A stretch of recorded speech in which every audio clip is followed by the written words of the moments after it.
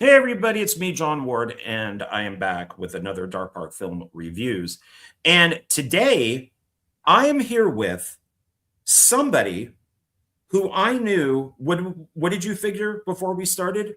I mean, I 30 thought like years? we were freshmen and sophomores in high school, so that would Yeah. be 1982 and 83. So, um, 43 years ago. Yeah, and thank you for being on here. I've already thanked you a few times, but I just this to me is amazing. And I was always involved with film. You Uh-huh. were always involved with comic books, and we lived in. So I'm going to kind of get people up to speed on stuff. Sure. We both lived in the Bay Area in Marin County, in Madrone Canyon, and Hmm. Madrone Canyon is a pretty famous place Right. in Marin County and Larkspur. Right. And the canyon works where it's like one long road, and then there's like houses, houses, houses. And there was the top, and then there was me, and then there was you. Right. And then we could just walk from my place to yours or your place to mine, where we would just hang out. Yeah. And you would be drawing, and I'd be, having you watch movies and stuff. And we went to Redwood High School together. Hmm. And do you remember how we actually met? I Well, I think I don't know if we had a class together or not, but my memory is that every morning we walk. So we lived that I think it's Wilson Way is where I lived, but it was like and I that. was on Polhemus Way, the, Right. the So street your that house sounds was like a disease. exactly. So you were just above me, and so every day we'd have to get up and down that gigantic hill to go to school. So I'm sure we just met on that horrible trek because it was. I mean, I so Steve Perry. Do you remember that Steve Perry lived on that hill? Yes, he lived right before you. So people who don't know, that Steve Perry of Journey, he used to be the Yeah. lead singer. So there was me, you, Steve Perry, and I would imagine from your deck, because I know from mine, you could look straight behind his house and see his deck and his parties and all that stuff. Yeah. And his girlfriend, who was Sherry. Sherry, Yeah. who the video is based on, Yep. oh Sherry, it's she would give me, and I don't know if you remember him, Steve Ingram Hmm. rides up the hill because she felt sorry for us, because it would Yeah. be flat and then it would go up, then it would go flat, and then there was just this long Endless. hill. It was a long Oh, climb. Well, I mean, so I don't like Steve Perry. I think his oh, music is great, but I don't like him because everyone who lived at the top of that hill would always give kids rides up and down because it was such a steep climb, yeah. except Steve Perry. He would just always drive by and you'd be like, Dick. I do remember that. Yeah, but his girlfriend was so nice. But So yeah, Sherry was super cool. She'd always pick us up and give us a lift. Yeah. yeah, and it was a canyon that I mean, if you've seen, or anybody out there has seen the Albert Brooks movie Mother with Debbie Hmm. Reynolds, Madrone Canyon is in there. It's also known as the Dark Park, where I got my film studio from. Oh, right on. Yeah. Yeah. And in that hill at one point was Janis Joplin. They Yeah. said Huey Lewis lived in there. Oh, yeah. I remember Steve Perry had a party one night, and my mom came home with a broken red guitar. Oh. And I'm like, oh my God, that's Sammy Hagar's guitar. Oh, wow. You never get rid of that. That's like the Red Rider guitar. And I That's nice guess to he got remember. drunk and hit it against because she said she found it right beneath the telephone pole. That's classic. Yeah. Yeah.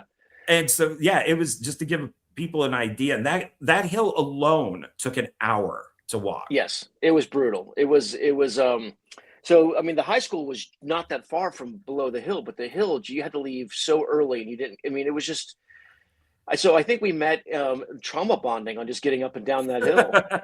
That would sound right. And Yeah. and it was, but first, I do want to apologize Mm. for, and I do this with anybody that I've reconnected with, especially from high school, is if I was ever rude, if I was ever loud, if I was ever disruptive, a lot of this came from my mother, and I haven't Oh, talked to her in about 30 years. And it was over the years of changing and stuff like that, and not having that influence. So if I was ever to you or your family or anybody just a little jerk, you know, freshman, sophomore, as I'm sure at Oh no, some. man. So, you know, Not at all. We were like, I loved hanging out with you. We're great pals. Like, and when I moved away, one of the things I missed the most was hanging out with you I was so after. bummed. Yeah, no, because so my family moved. I had my own family stuff, right? Clearly, you know, you can't be a creative person without some sort of drama. Right. So, but splitting high schools, you know, leaving in my junior year sucked, and I went to out to Danville, you know, over there in Walnut Creek, and I wound up having an okay couple years, except but it sucked. I missed Redwood. I missed Moran. It was a tough transition, you know, at 14 or 15 going. So but I was just talking to a friend of mine about Doctor Who. Oh And my how God. my doctor will always be Baker, because we would sit in your house and we would watch endless Doctor Who, because for some reason you had all the tapes, or you had access to BBC or whatever it was. Yeah, how many times did we watch the Five Doctors? Because I was like obsessed with the Five Doctors. Oh yeah. And that's all I watched was, yeah, because it was on PBS at like 11 o'clock at night. Yeah. And I'd set up the VHS and I would record all this stuff. And the Five Doctors was the big thing at the time. And it wasn't just you, it was anybody who was joining me. It was just like, I watched Five Doctors. And a friend of mine, Eric Austin, one day he came down and goes, dude, we watched this like 5 times. Can we watch something else? I'm like, please. And he's like, yeah, fine, put it on again. But it was, yeah, because I remember I broke my collarbone. I had an accident on like a moped where it flipped over on going down the hill. It hit a rock and it flipped over and broke my collarbone here, and it sprained my foot. And you stayed with me, like endlessly stayed with me. You spent the nights and all that type of stuff, and you know, and I was really thankful for that. And it was such a bummer just hearing, you know, John, I gotta move, and it's like, oh no. Yeah, that sucked. Yeah, being a kid not in control of your destiny sucks. Yeah, and it really, and that was not during internet. Right. So unless there were really like letters and all that, which I don't think at that age any of us were really into writing, we just lost contact.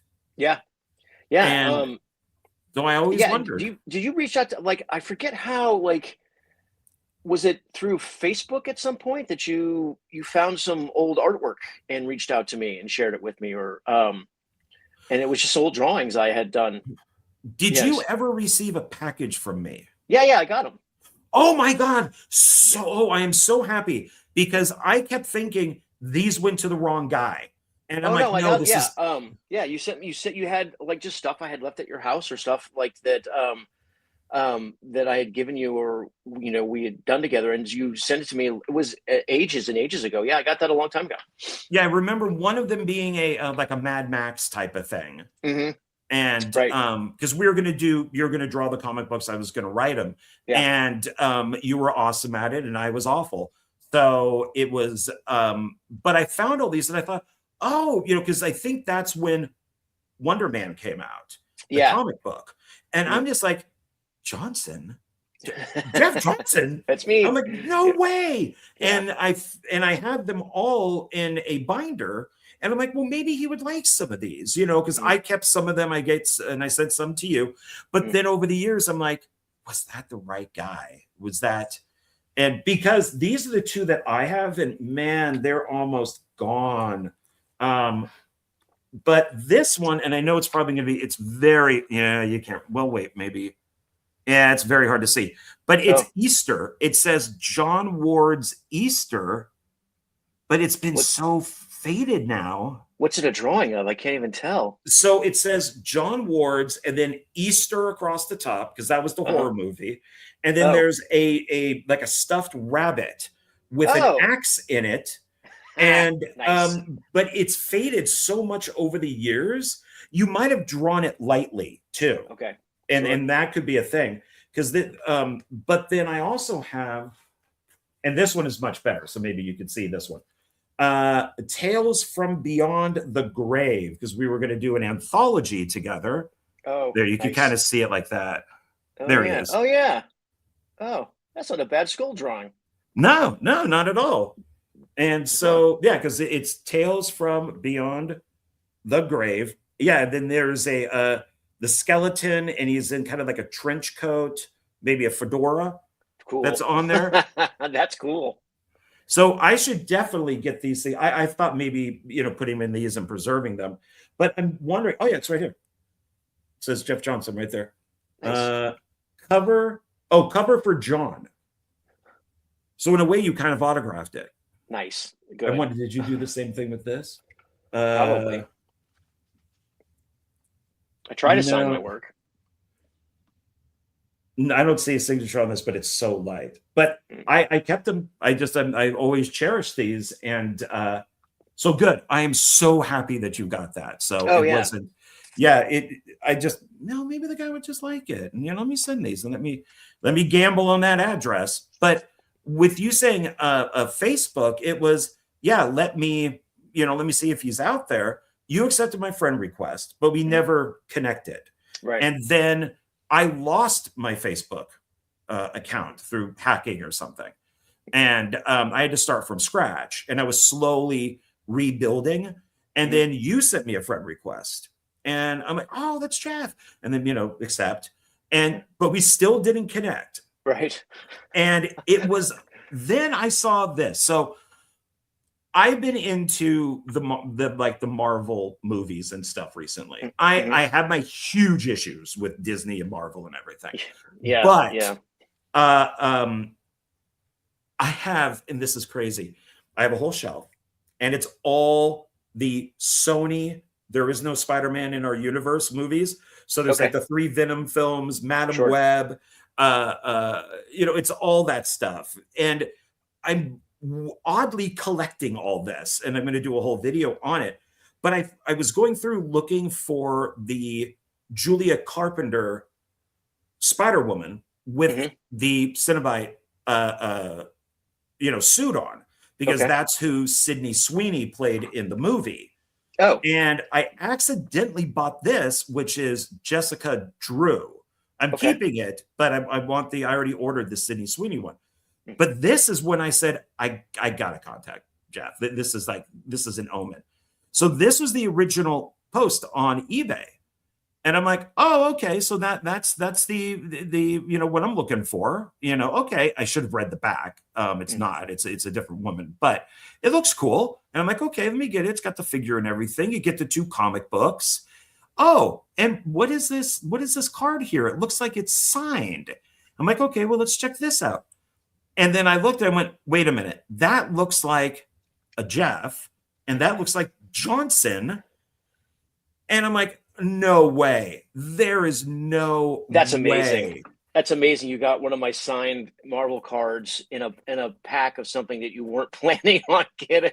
Not at all. And this was really just for this. But once, because the guy had a close-up of it. He had, which is where this comes from. It's like his picture. But I'm like, I gotta grab this. This is, and I have it right here. Yeah, that's the Omega Red card I did with Terry Austin inking way back in the 90s. And it's signed too. That's crazy. Yeah. Yeah. So it's that was that was it. I'm just like, I got to reach out to him. We got to reconnect. We got to talk. It has been so long. So tell me, what did you do once you moved? We lost contact. What happened? How did you get to be where you are today, drawing Spider-Man and Wonder Man and all of this stuff? Well, so I always I was always drawing. I always wanted to be a comic book artist, even back in as a freshman and a sophomore in high school. And so after I moved to the second high school, I graduated in 86. And then after that, I joined the Army. I went straight. I joined the reserves in the hopes to maybe get some college money to go to art school or something. And I wound up joining a psychological operations unit that was in San Francisco, Presidio, when it was still a military base, still an Army base. Now it's Lucas Ranch, sort of. Yeah. So I joined the Army, and I learned to be an illustrator for the Army. And then I did that as a reservist for 6 years. And while I was doing that, I had regular day jobs. I was a fry cook. I was a sign painter. I worked at a bank for a while actually. And that Concord Mall, that Sun Valley Mall, I worked at that mall for years as a bank teller. And then that whole time I was still drawing comics and trying to break in to Marvel and DC. And eventually I was able to make contact with people at Marvel. And that's when I got the job doing some stuff for them. And I did Wonder Man. And then I think that happened like in 92 or so, 91, 92, somewhere around there. Yeah.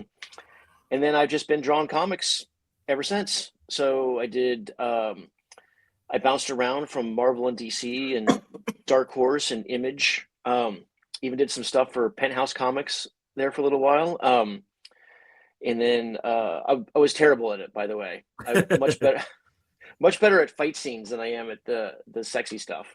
And then did stuff at CrossGen. And then in the early 2000s, I had been doing comics for a really long time and was just sort of done with the grind. And I got a chance to move over in animation, and that's when I did. So I moved over and I worked on Justice League Unlimited and the Boondocks and Spectacular Spider-Man. I did a bunch of Young Justice and Transformers stuff. So I lived in LA and did animation for a really long time. And about 10 years ago, the idea of being in Los Angeles and turning 50, fighting for gigs, trying to compete and get animation gigs just seemed so overwhelming and daunting and unpleasant that my wife, I got married. Throw that in, or else I'm going to get in trouble. Yeah, I got married. And then my wife and I decided that she's a novelist.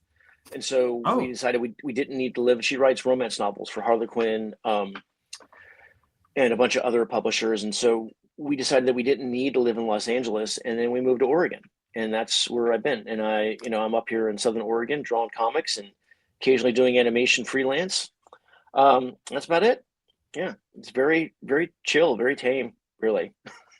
Okay, well, no, that all sounds great. Yeah. I mean, especially with having a wife that's a novelist, that you two kind of have this, there's something similar there. So Oh yeah, no, it was definitely great. can relate.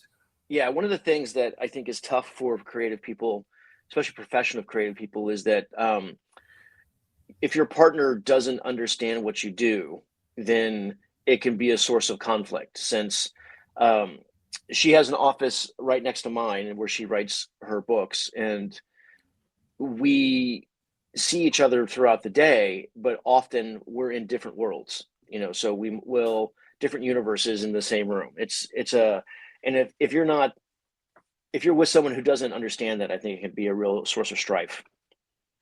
Right. Yeah, no, that completely. Yeah. I dated a girl out here who I met on one of those dating websites, and she was nice, but then I was talking to a friend of mine about her, and she's like, "What do you guys talk about? What do you have in common?" It's just like nothing. I mean, we watch movies, nothing. Sure. I guess. So that didn't last too long. But yeah, you got to have something there to be able to, and you need something, I think, to move. She needs to be there. You need to be here. You two can do your own things. When you get done, you come together. So, yeah, and absolutely, and it's funny because behind you have a lot of comic book art, and like you said, some of it's yours, some of it's from other people that you've collected. Well, I have movies of some of my stuff and things that I've collected from other people. Right. So it's funny how we were still on that same path that we were absolutely right from high school. And I do remember, I just remember in high school, we took an art class together. Oh yeah. Oh, and your stuff was great. And my stuff was horrible. Well, I mean, I have no other skills. I can't do anything but draw. So, and that's all I've ever done. Yeah. Yeah, I remember that class. I remember that teacher did not like me. Oh. Yeah, I remember having conflict with that Because you guy. probably drew better than him. I do think that was part of it. I think that I was a kid and I already had ideas about what drawing meant. And I think that we came into conflict a couple of times. Yeah. So how did you wind up in Vegas? Like, so I'm assuming that you went all 4 years to Redwood? Yes, I graduated in '86 Mhm. and went to College of Marin for a Oh, few cool. years, where I did some GED stuff because my grades weren't that great, and Mhm. then but took a lot of film stuff, screenwriting, uh, uh, just different film courses, directing, stuff like that, editing, and made some short films. Nothing really great or whatever it is. Wrote some short scripts and stuff. And I did not get along with the screenwriting teacher. Oh, ha. So because I would sit there and there'd be somebody in class who would tell a story, and I'd be like, "That's you just took that from this movie." Mm. And she'd be like, "Stop doing that to people." And I'm like, "But he did. You have to It's call out this." plagiarism when you see it. Yeah, it's like, Yeah.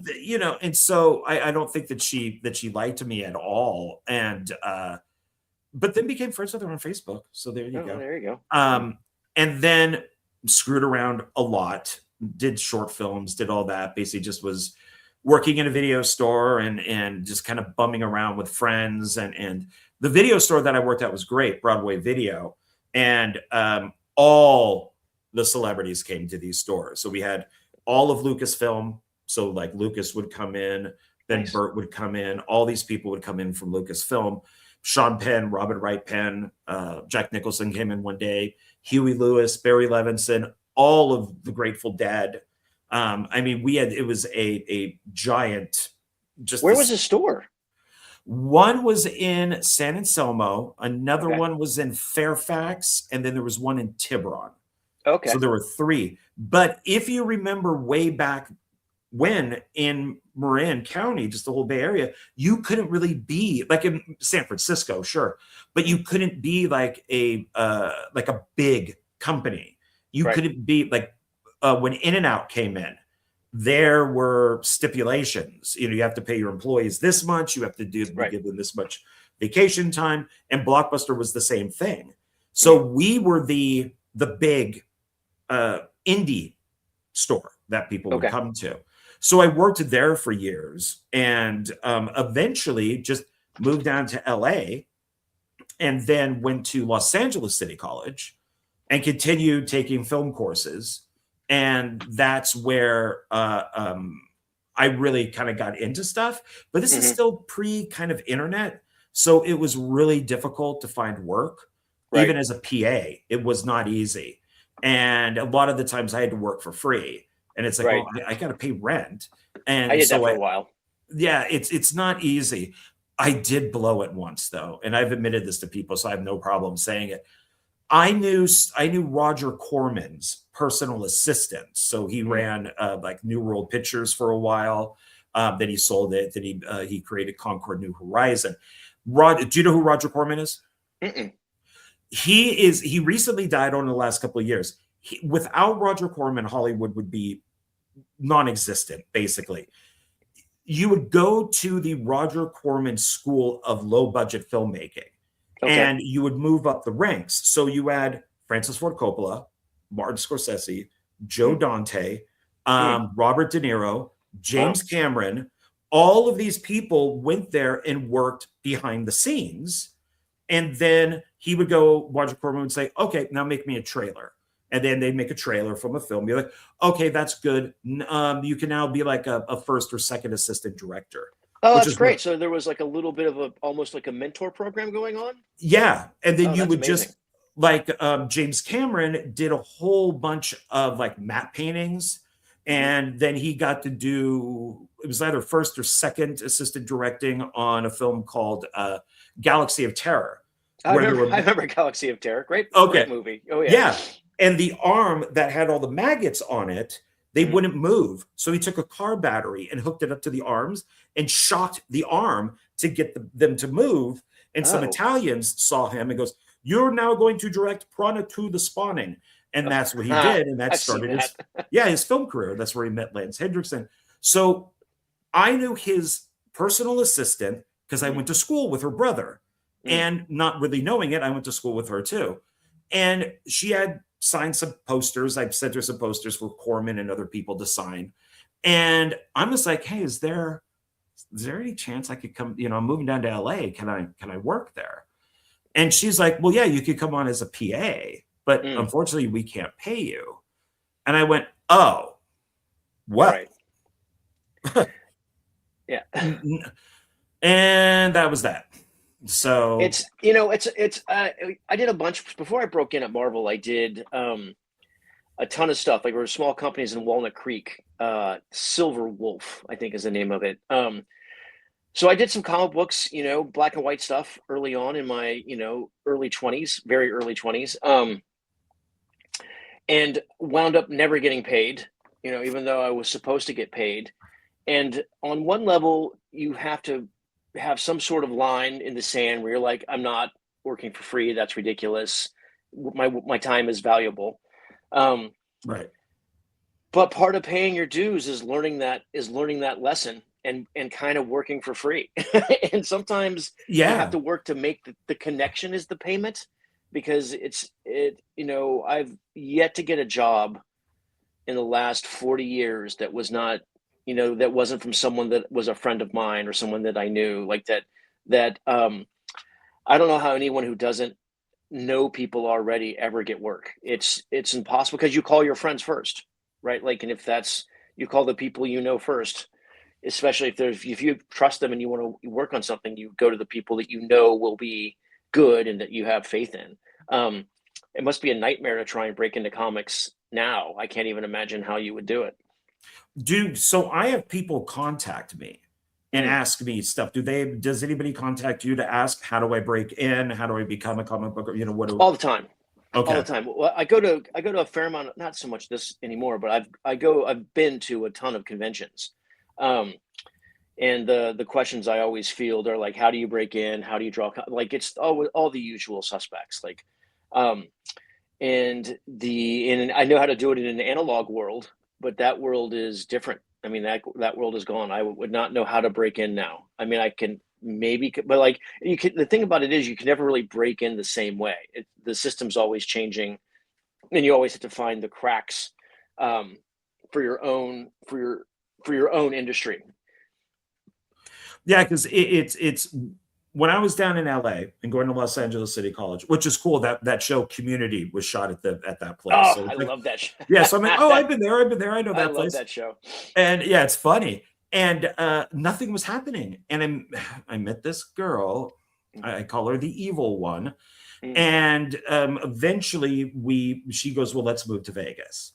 And so I'm like, okay. So I dropped everything because I was working at Blockbuster Video at the time. And even there, we had some celebrities coming in, which were pretty cool. And then I got out here and she's like, well, I'm going to go live with my parents, like in Florida. I'm like, I have nothing.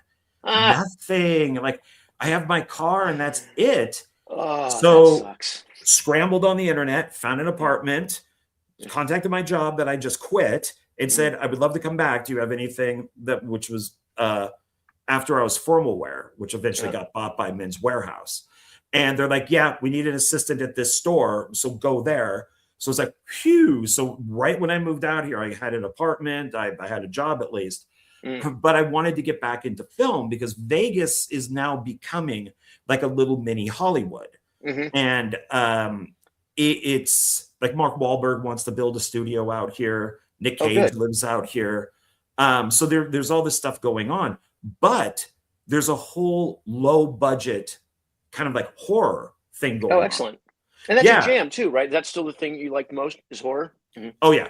A little out of it. I'm more into sci-fi these days, but it's I would always go to horror. But, and this is what I would tell people is, and maybe comic book it could be related to, is I went and I got onto Facebook and I found as many people that made movies out here. And I contacted them. And I said, I thought, yeah, I'll work on your movies for free. You know, this is my experience. And I started just working on people's movies. And I would be anything. You want me to be a PA, I'll be a PA. You want me to do slate, I'll do slate. You want me to go get lunch, I'll go get lunch. I don't care. That's I just great. want to, yeah, I just want to meet people. Smart. And so I worked on a couple films out here, and eventually I went, I could make a movie with like 10 people. And I paid for it myself. It's a short film, AXEMAS, the one that's up there. And we shot it at the storage facility that I worked at. Nice. And oddly enough, it became this thing. This little 30-minute movie had life. And then a guy who I don't want to name said, I saw AXEMAS, would you like to direct Meat Hook Massacre 4, which was a feature? Oh, cool. You know, you write it, you produce it, you do all that type of stuff. And I said, sure, which is that poster. Okay. And then, but I said, I have to do AXEMAS 2 first, which is the other poster up there. So by the time that I had Meat Hook done, I already had a few short films done. I had these 30-minute movies. I had my first feature done. But through working on all these movies and meeting people, I was able to get actors and crew in exchange for me working on their movies. Right. So there's people out here like Joe Lujan, Drew Marvick, they're the Mahal brothers. Unfortunately, one of the brothers died and Michael died, and so they're no longer. But they were the guys out here. And there's effects artists like Tom Devlin, and now he makes his own movies. And it was working with all these people that it's like, Tom, I'll work on your movie. Right. Can you work on my movie? Hey, right. Drew, but at the point that I'm at, it's like, don't call me I don't want to be a production assistant. Give me like associate producer, something like that, or assistant director, something like that. A fun job to do. Yeah. Yeah. But I'll still go get hamburgers if you want me to. I mean, that's fine. Just don't give me that lowest, title on the totem pole. And that's just what it's been ever since. And there's been interviews, articles. There's been AXEMAS got distribution. That's great. And you can see it on Tubi and Prime and Freevee. And I'll look it up on Tubi. I watch stuff on Tubi all the time. Yeah, you got both AXEMAS films are on there, and then there's some anthologies that I worked on are also on there. Meat Hook Massacre, unfortunately, I wasn't hired, but it's not my, I don't own it. So, but it is available. Well, no, I have it on my own channel. Actually, everything is on my own channel, all my short films and everything. Yeah. And where's that at? Just John Ward, Dark Park Films on YouTube. Okay. Yeah. Cool. So for me, it was, I would definitely say that within the world that I'm in, I'm known and I have a fair amount of clout.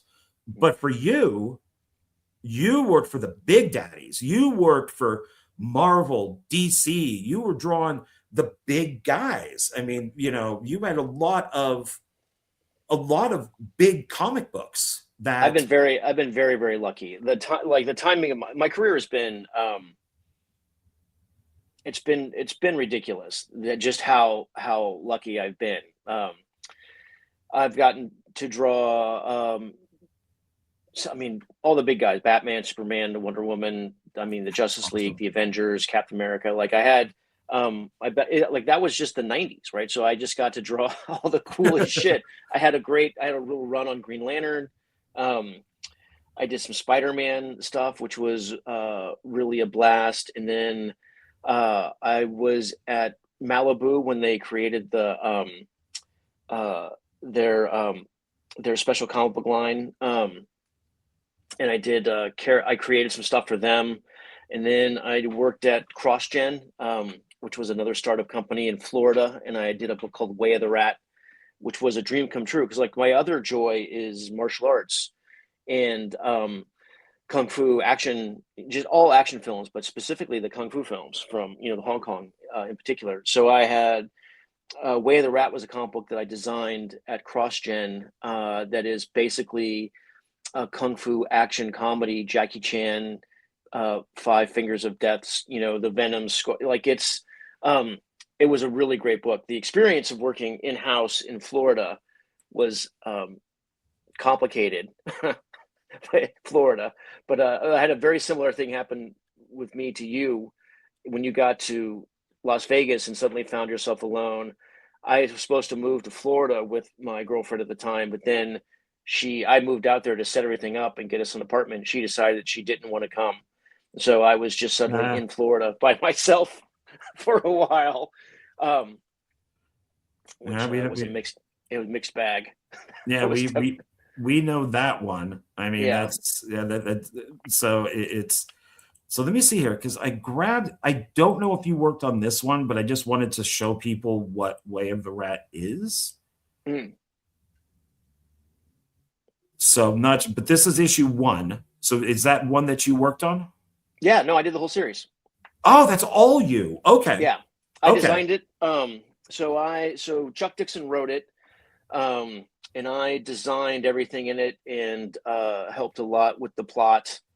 And I did all the choreography. I mean, obviously I did all the choreography. I drew it, but like all the character designs, everything in it, it's the Jeff Johnson universe. But it was part of the cross-gen. Like, we are loosely affiliated with the cross-gen overarching story, but it was mostly a solitary book. And I mean, I really loved my time at CrossGen, because doing a kung fu action comedy set in, a pseudo ancient China with dragons and whatnot was not something that Marvel or DC was ever going to do. So it was a dream book, and I really enjoyed working on it. Yeah, it looks cool. I'm gonna have to check it out. So when I was looking at some of the stuff that you had worked on, I didn't know that you were like the guy on this one. But I really enjoy that the martial arts and all that too. And but I think I was still in Marin. I was dating somebody at the time, and there was a comic book store across from where she worked, and that's where I discovered Wonder Man. Oh, cool. And so, and I'm like, Wonder Man, what is this? And then I saw down there that little rectangle says Johnson, and I'm like, that's me. Is this Jeff Johnson? Yep. And then I opened it up, and I'm like, yes, this is Jeff Johnson. He made it. He's at Marvel. He did it. Yeah, so it was. I mean, it's one of those things where, like, so when people ask me how I broke in, it took a long time, and I could give them I could definitely give you the long road of meeting people and doing samples and sending stuff in and going to shows and making contacts and, knocking on doors and doing all that stuff. I mean, at one point, like to break in, I was able to get an interview at the Marvel offices in New York. So I was able to go to New York, and I was able to get behind the security and talk to an editor and pitch myself, and have an interview.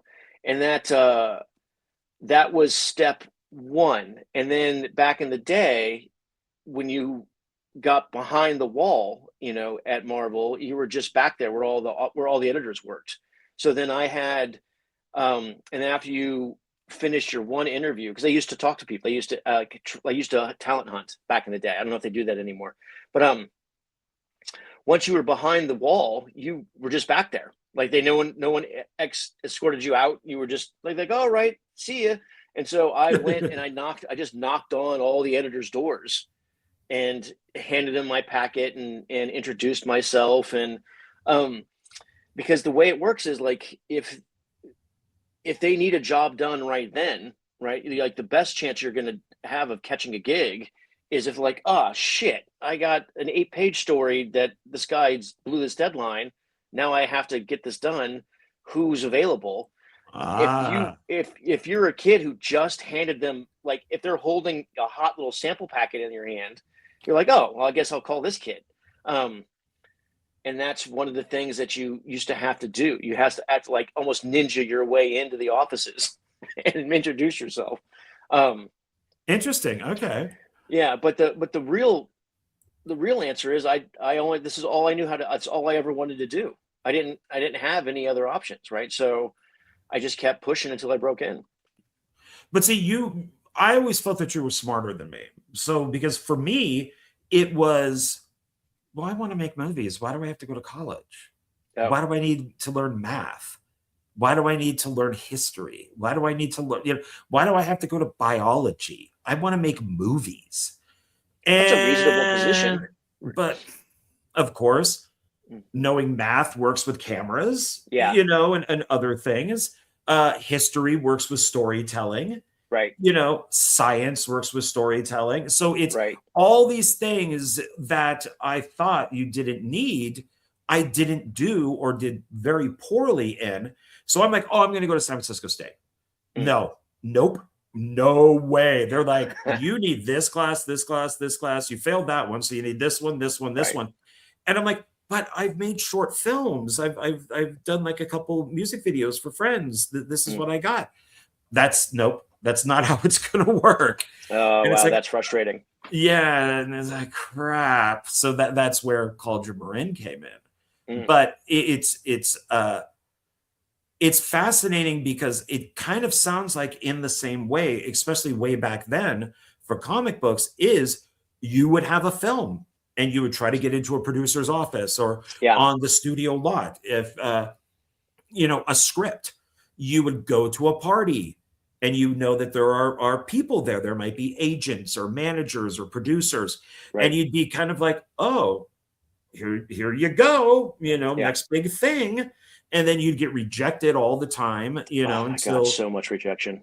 Yeah. so much rejection. It's always fun. And Yeah.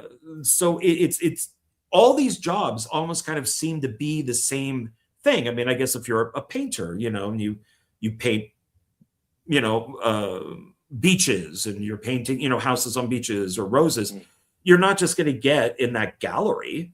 Right. You're going to have to look at my painting. I'm, Yeah. here I am. But I would think maybe if you're a car mechanic or something, you may not have to do that. But I would imagine that on some level, the most important thing. Well, I've always said, like, so when kids ask me, like, how do you break into comics? There are two simple answers. There is one, you have to be able to make comics, right? Like, or if you have to, whatever your art is, you have to be proficient, if not good, at your art. So that takes a tremendous amount of dedication and, on some level, loneliness and application to do to do the thing over and over and over again, so that you're actually good at the craft of your choice. And then the second thing, which I actually think might be the harder thing, is selling yourself at that craft. Like finding someone to pay you for it, finding someone who's interested in what you're doing, and then being able to pitch yourself as like, oh, you need me to be doing this thing. And that, I think, is actually a lot harder because it's you have to learn how to engage and sell and put yourself out there and deal with a shit ton of people just, at best, just ignoring you. I was told once to someone who I really, was a professional, and I wound up having a relationship later on and working with them, and it was fine. But like when I was a kid, I went to a Creation Con, which is in Oakland, actually. Or no, it was, and I met an artist there, and he told me not to, I was showing him my high school stuff, and they told me not to quit my day job. So, and that pissed me off enough that I went back and redoubled my efforts and eventually broke in. But like, I was lucky in the fact that I don't know if movies have conventions in the same way that comic book conventions are done. So because you used to be able to go to a comic book convention and actually talk to editors at the various companies and talk to professionals and get advice and build relationships that way. So at least there was a common ground. There was a meeting place. Yes and no. With films, I went to Creep IE and a couple of years ago with my friend Philip, and he knows the people who put it on. So we went in and got a little bit of a VIP treatment, which was nice.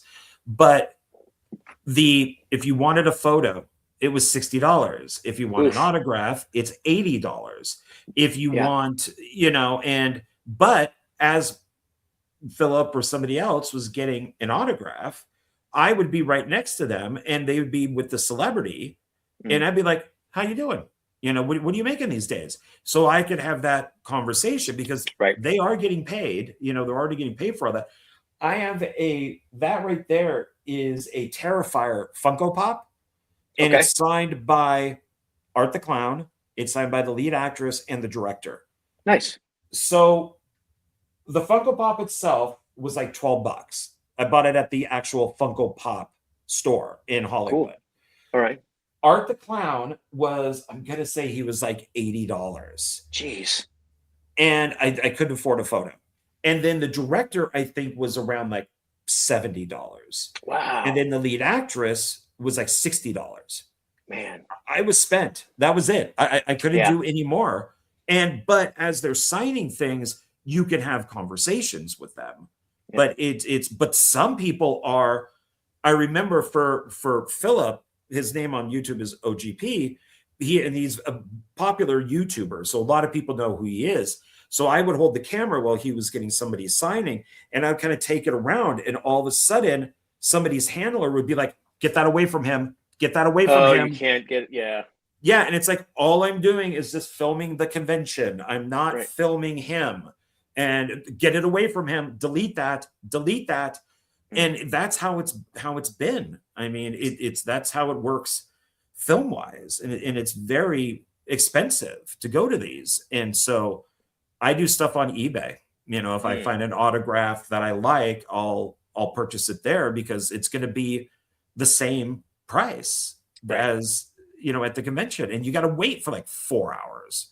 That's interesting. Yeah. I so when it comes to comic book stuff, so I was just at a show in Sacramento.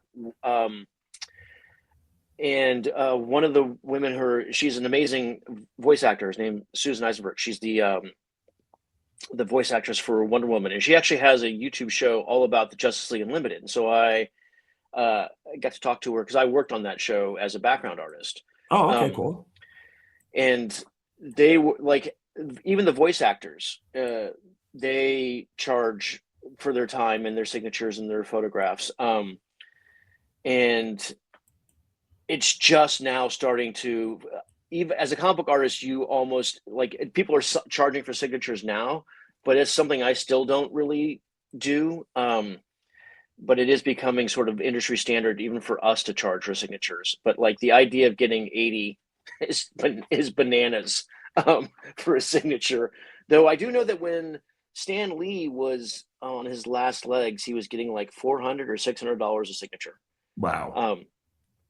So that's a ton. Someday. But though I always feel terrible charging for a signature, since someone bought the comic and they're bringing it to me and they read the comic, and I always feel like if you are supporting me as an artist, then the least I can do is sign stuff. And generally speaking, everyone who likes comics is pretty cool. So they're fun to talk to. Yeah, I just don't think it's that way anymore. Oh yeah. That's weird. Way back in the day, my buddy Cliff, we went to a convention in Burbank, and it was the Texas Chainsaw Massacre convention. And it's when the second film came out, and everybody was there. So anybody that was still alive from the first film was there. Everybody from the second film was there. It was like $10 to get in, and they would just sign everything for free. Or you negotiated. You'd be like, okay, well, I'll sign your poster if you buy my 8x10. Okay, well, I'll buy the 8x10 if you sign it. Right. So you could, but it would still only be maybe $20, and you get like 2 things signed. You'd have, you walk in with 1 thing and leave with 2. Yeah. But it's become, I think, one of the things for me anyway. So I don't know if you know what slabbing comics is. I don't. So there's it's called CGC, and basically they take a comic, they grade it, on a scale of 1 to 10 of how pristine that it is. And then they vacuum pack it so that it stays that grade. And a lot of times having a signature on it boosts the value of the comic. That's one of the reasons they're vacuum packing it. So they save it, they lock it in time. And if you sign it, nowadays they actually have to have one of their agents witness the signature to make sure that it's authentic, and they charge for that service. And then they charge to slab the comic book. So if someone wants to have a Wonder Man #1 signed and they want to have it vacuum packed, my signature automatically boosts the value of the comic because it makes Okay. it more collectible. I don't really charge for signatures unless that's happening, because I'm like, listen, I can't have you paying this guy $100 to watch me sign something and not charge you for it. That's crazy. That this guy makes $100 for me signing your book. That makes me mad. So I Yeah, always charge. I think I did. I'm trying to find it because I believe I did see something from you, and it is that it's in the plastic. It has like a something on top of it, and Right. I'm just like, oh, okay. I thought that was just grading it, like, oh, this is a B+ comic book. But Right. yeah, I can't find it now. So, but yeah, I visually know what you're talking about, but I didn't know that it was called that. Yeah. Yeah, it's called slabbing. I mean, it's one of the things. So I do think that I don't know if this is true of film or not, but I do know that in comics, the collector market is both a boon and a detriment, because like people will collect stuff and that they're often buying more comics because of that. But in the end, they're buying comics to not read them and enjoy them and participate in the comic book world, but just as they're trying to make it an investment. So often an investor, like a collector boom, will be just that. It'll boom for a while, and then that bubble will pop, and then it'll bust, and then all these people are holding comics that are valueless that they paid money for, and then a lot of people are out of work, and the industry always suffers. Yeah, I just think just if you put like the Terrifier one is just their signatures, but I also have Swamp Thing. Oh, cool. And yeah, and I had Derek Mears, who played Swamp Thing on the short-lived TV show. I was just talking about that show recently because a friend of mine, we're both big fans of the Blue Devil. And Okay, I know that is, yeah. oh yeah, and he's like, oh, Blue Devil should get a show. I'm like, well, he was on the Swamp Thing briefly, but he'd never seen it. Yeah, it's actually a really good show. It's and a good show. It's pretty good. Yeah, I bought the Funko Pop because I liked the show. And then I told my friend Philip, I'm like, because I've already met Derek Mears. He played Jason. He's like a stunt guy and he does a whole bunch of horror movies. But he played Jason Voorhees in the remake of Friday the 13th. So I have like a Friday the 13th Blu-ray that he signed for me. But that was like 10 years ago. And I'm like, well, if Derek Mears ever comes back to Vegas, I'll have him sign this. And Philip goes, dude, literally, you mentioning that, it's right here. And I went down like 2 days later and had him sign it. But I put on it to John because I don't plan on selling this stuff. Yeah. So in film, that's the only thing is I could probably get a lot more money for Terrifier because it's their signatures, but I would get less money because it's personalized. Yeah, there you go. Yeah. For Swamp Thing. Yeah. But it's weird. It's a whole. It's a really weird side because I got into comics because I just wanted to draw comics and be a comic book artist. And now one of the things that is part of your income, as part of being a comic book artist is going to shows and meeting fans and doing commissions like that. You have that. There's a Deathlock that you have, and that I did that for a charity, I think, but that's just one of the character sketches that you do nowadays as a working comic book artist. That is part of your income because people will come to a show and they want, like, getting original art is so expensive nowadays. Like an actual page of a comic is really pricey, and there aren't that many of them. So if you want your own, say you're a fan of Wonder Man and you want a Wonder Man drawing, you'll come to me and I will do you an original Wonder Man drawing. And I always try never to repeat myself because I always want to make every drawing a unique, specific drawing. I don't like drawing the same thing over, especially for a commission. And that's one way to get, if you like a character, that's one way to get a piece of original art. That's become very, very common nowadays. Huh. Yeah. Yeah, I would say there's nothing like that in film. Yeah, Maybe and I think like a that's a rare uniquely comic book poster. thing. Yeah, that's about it. Well, and I picked Deathlock.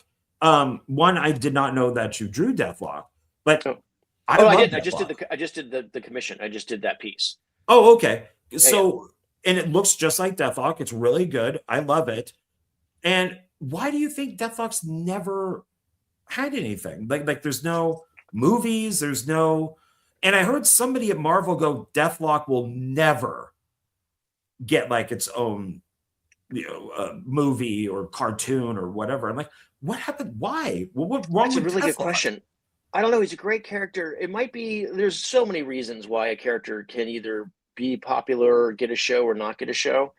And sometimes it has to do with the people who are in charge of stuff don't like that character. That's super common. And sometimes it's that they are too much like a different character, or they don't think they can sell it. And Deathlock is very 80s, right? He's a cyborg from the future, come back, and he's cool. But like, I think Jean-Claude Van Damme did The Replicant or Cyborg or whatever. Like there were He did a both of lot. those, yeah. Oh yeah, so there were a lot of there was a lot of Deathlock type character movies already out there. So who knows? But it might be expensive. Let me see here. There we go. So I want to have people see what you drew here. So yeah, I think that's great because he's got like his brain over here, and oh yeah, it's a fun character. Yeah, I don't know why. It's so weird that they wouldn't want to do this when they do a lot of other characters. Well, why not him? Yeah, I don't know. Yeah, I've never understood. I've always thought that Iron Fist should. I mean, yeah, the TV show was awful. It did not. Oh, good. So I can ask you about TV shows. I get your real opinion. So, that show. I mean, I just think Iron Fist is so specifically a martial artist, and they got a guy who was not good at martial arts to do it. So, it did not hit at all for me. But when I was working at Warner Brothers, there's two characters that I think should have shows that don't have shows, and they're basically fundamentally like martial arts characters. I think The Question should, without a doubt, have a kung fu murder mystery superhero movie or show. I think that's a no-brainer. And that Iron Fist should have been a kung fu action movie set in the 70s in New York with Power Man. And that it should have been a period piece, like with it should have been basically the Warriors with kung fu with costumes. Okay. Yeah, and that they've never done that. And it seems to me like those are easy answers for those characters, but that's never happened, and I don't know why that is. I've heard it just stinks, and I've never watched it. So I enjoy bad things. That's why I mentioned like Madam Web and stuff. And so I did watch stuff like Ironheart that I thought was awful. Oh yeah, I haven't seen that one. Secret Invasion, which was awful. I didn't watch that one because the opening was AI. Yeah, it was AI generated, and I'm like, nope, fuck this. I'm not watching this. Yeah, it's weird that they would do that instead of just getting some maybe original. Disney just fired their whole development staff, 1,000 people. Yeah, that have been working for 16 years to make these movies what they are, and they just shit canned them. And I know it's because they think they can use AI because they trained AI to replace them. Oh, yeah. They're trying to save because money. that's. I mean, when you're looking at some of their later Marvel movies, like Thor: Love and Thunder and stuff, the CGI on that was awful. It was they were working these people to death, giving them very small time frames to finish this stuff. Right. Where it almost looked like it wasn't even fully rendered. And it just looked, like that little kid's head that floated around that just looked awful, like a little nightmare. But the studios don't seem to understand what to do with this. And I know that you've been asked this. I could from some other stuff that I've watched. What did you think of the Wonder Man TV show? Oh, I loved it.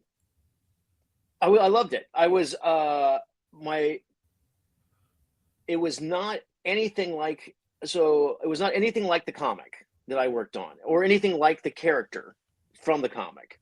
Um, on the surface, it wasn't like it at all. But I really think that they were able to capture what the character is about on, you know, on the subtext, on an emotional level. Um, which I think is one of the reasons I love working on the book. I've always loved that character. I loved working on the book. Is I've always thought that Wonder Man is a unique character in the comic book universes, both Marvel and DC, because he is super powerful, but he also has this really, you know, vulnerable side to him. Like he just doesn't really know what he is or what he's doing or why he's doing it. And I do think that that's asking those questions, I think, make him a really interesting character to both read and to draw. And I think that I think they captured it. I think they were able to capture that, that almost quiet desperation of not knowing why I'm here or what I'm doing, that most superheroes don't seem to ever face. And then in the end, it was a buddy, you know, set. It was a buddy Right. piece. And Wonder Man is, in essence, he's a buddy show with his friend the Beast, because it's like he does have romantic relationships, but it's a buddy film for Wonder Man. Him and the Beast have been pals since the 60s.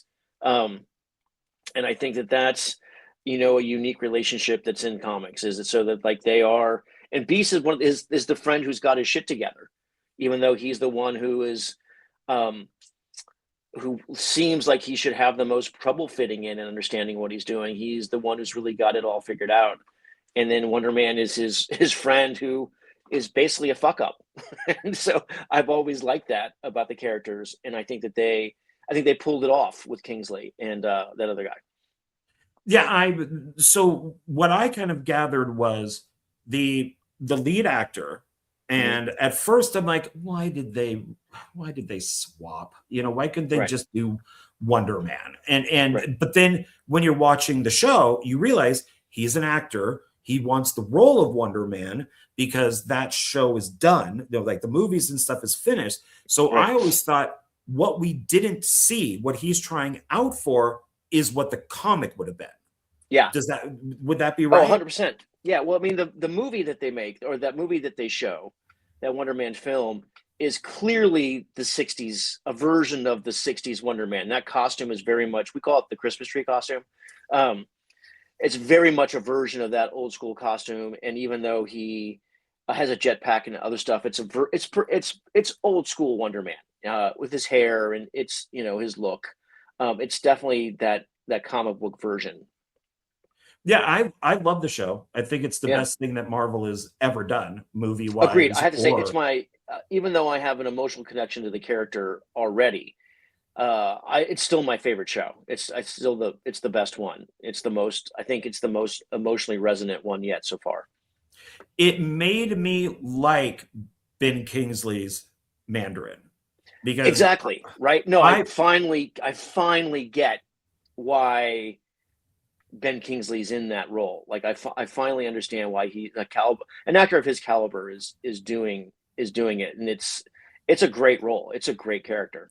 Yeah, because when Iron Man 3 came out, and the poster, loved it, trailer, loved it, especially with Ben Kingsley, and he's all dressed up and he's got the glasses and he's doing that voice that he did. I was like, oh my God, it's not the comic, obviously, but it's realistic, down to earth, terrorist guy. I'm loving this. And then he ended up being the drunk actor. And I'm like, oh, why was this done? Like this, he would have been a great villain to bring back over and over again. Right. And then all of a sudden, like Shang-Chi, you know, there's Ben Kingsley again. I'm like, okay. And then they did a short of him in prison. I'm like, okay. And then once he did Wonder Man, I'm like, sold. I'm fine. I can now go back and watch Wonder Man 3. I get it. I love it. And because they kept mentioning, you know, do the voice. Right. And they understood, I think, that people didn't like that. And they corrected it. There was like this course correction. Yeah. So yeah, I'm really looking forward to season 2. Yeah, I just heard about that. So Yeah. have you seen the trailer for Lanterns? Oh yeah. What do you think? Well, it's once again, it's a show. It's a book I worked on. I worked on Green Lantern for a while, and I've drawn John Stewart, and I've drawn Hal, and Kyle Rayner was really the guy I worked on the most. But I think it's an interesting way to. I think it's a great place to start the Green Lantern is on Earth and training the new Lantern and doing all of that, and then I think it looks good.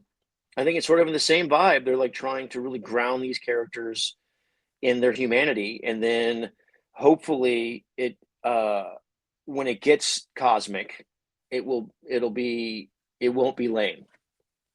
Yeah, I'm gonna give it a chance. It's supposed to be like True Detective, so I'm giving it a shot because of Wonder Man, even though they're two different studios. And I don't like that the showrunner sat there and said the reason why green is not in the title is because we found it stupid. But if there's many lanterns, okay. Right. But they did that on the Arrowverse too, with Arrow, where they were trying to figure out a name for him. And they're like, well, what about the Green Arrow? And he's like, that's dumb. So they just, so they just went with the Arrow. And it's like, does DC hate its characters? Why do you guys keep doing this? I mean, that's a really, it's an interesting question, because I do think there is a schism between the comic book side and then the TV and film side. And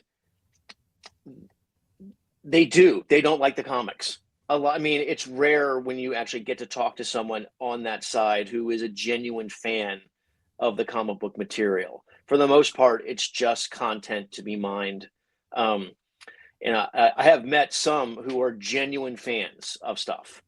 But then a lot of times they're, you lived in LA.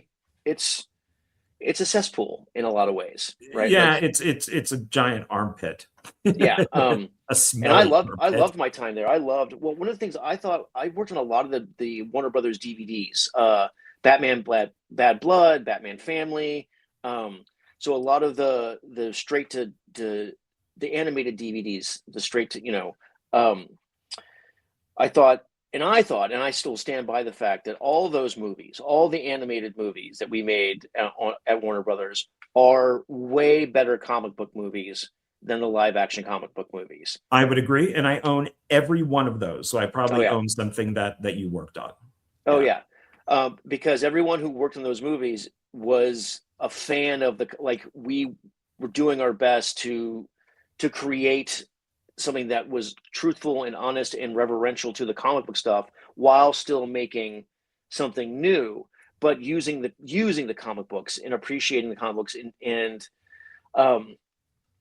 I've seen the movies I like the best, the live action ones are the ones that actually use the source material to its utmost, right? And don't just throw it out for some reason, or just change it. Yeah, I always thought those were kids' movies, and people are like, no, you got to watch them. They're really violent, and I'm like, all right, fine, I'll watch one. And then I was like, oh my god, they're swearing, and that guy's head just got shot, and are those boobs? And it's just like, what the hell? These are not kids' movies. Yeah, the other reason I think that they're better than the other films is because they're way cheaper to make, right? Like, our budgets are ridiculously low compared to like a live action film.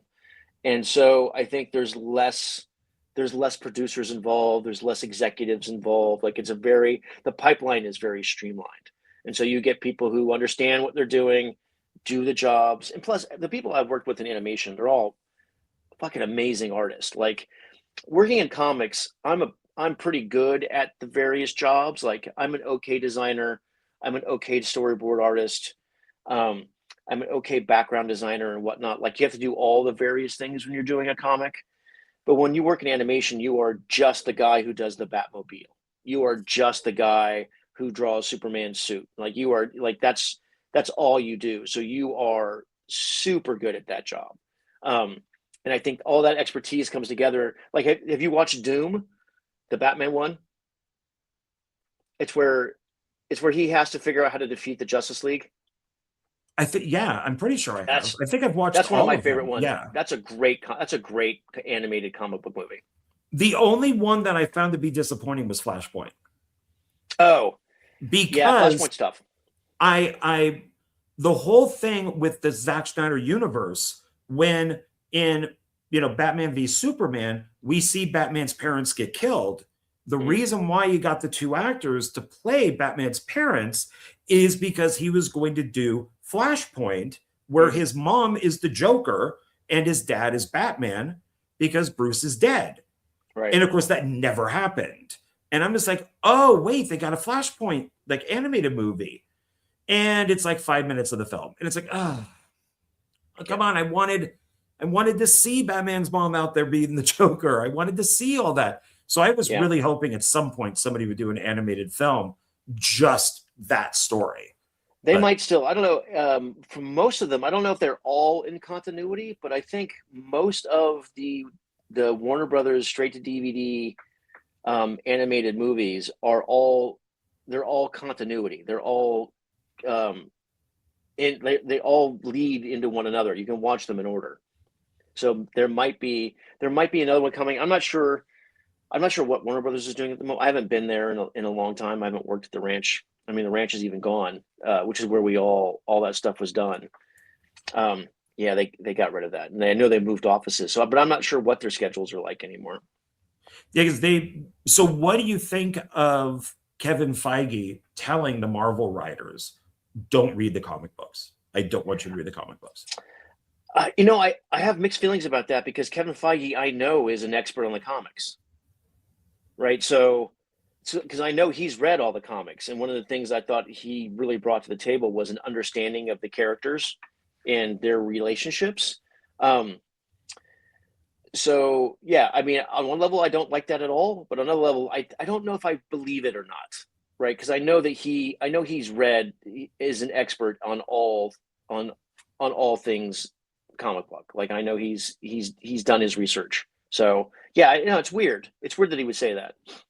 I tend to think that it's true because I heard it a lot, and it was like I don't like, he doesn't want in the writer's room somebody going, no, Mr. Feige, that character has a black cape and he's 50, not 12.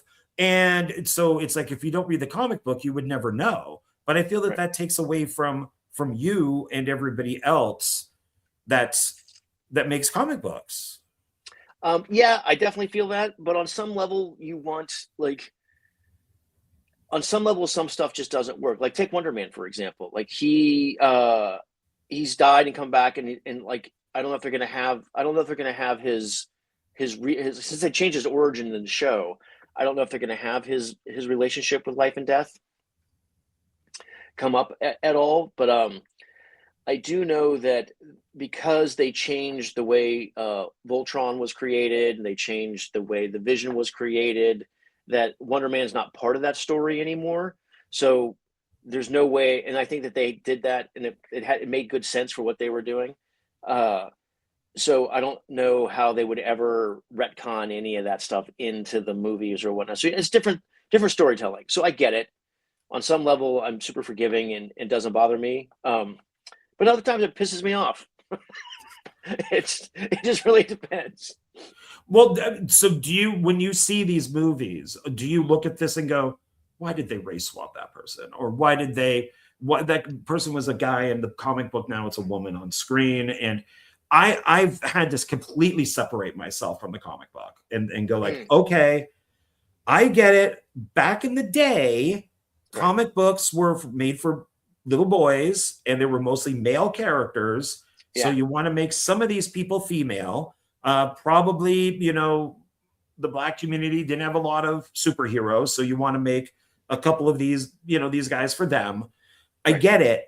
So I'm kind of coming around to it, but it kind of bugged me with like Silver Surfer in the new Fantastic Four. And I'm like, I know she's in the comic, but I do know that that's a different universe. Well, that's the other thing too, is like there's the real problem, I think, with trying to stay true to comics is which era are you trying to stay true to? right? Comics have started and ended, and I mean, back in the 80s, it was the Crisis on Infinite Earths where they crashed everything and started all over. Both big companies have done that so many times. And like, what timeline are you in? So I definitely think that comics has not done itself any favors when it comes to that by having, oh, are you in the Apocalypse universe? Are you on Earth 616? Are you like, Yeah. right? So I do think that it would be unfair to hold film and TV to a continuity that the comics themselves don't adhere to. So it all depends on what, because I mean, do you remember when they turned Spider-Man into a clone? Like Yeah. when, right? So I've been reading Spider-Man my whole life, and then now suddenly you're telling me that he's been the clone the whole time. I Off. know of it, and I've seen some videos on YouTube that talk about Yeah. it, that kind of do the history. I never actually read it, but I know that people didn't like it. Yeah. I was one of those people. You're like, what? He's a clone? No, he's not. Come on. But now I'm Doc Ock because Exactly. because my brain went into Spider-Man.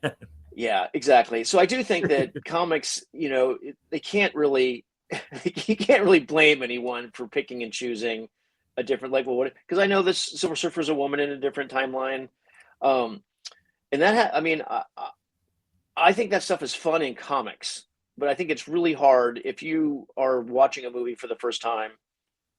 How are you supposed to be like, oh, is this Earth 616? Is this a what if? Is this a what like? Is this when Wolverine is a samurai, or is this when Wolverine is a secret agent? Like, is he who's Wolverine today? I think that's difficult, especially when you have so much money involved.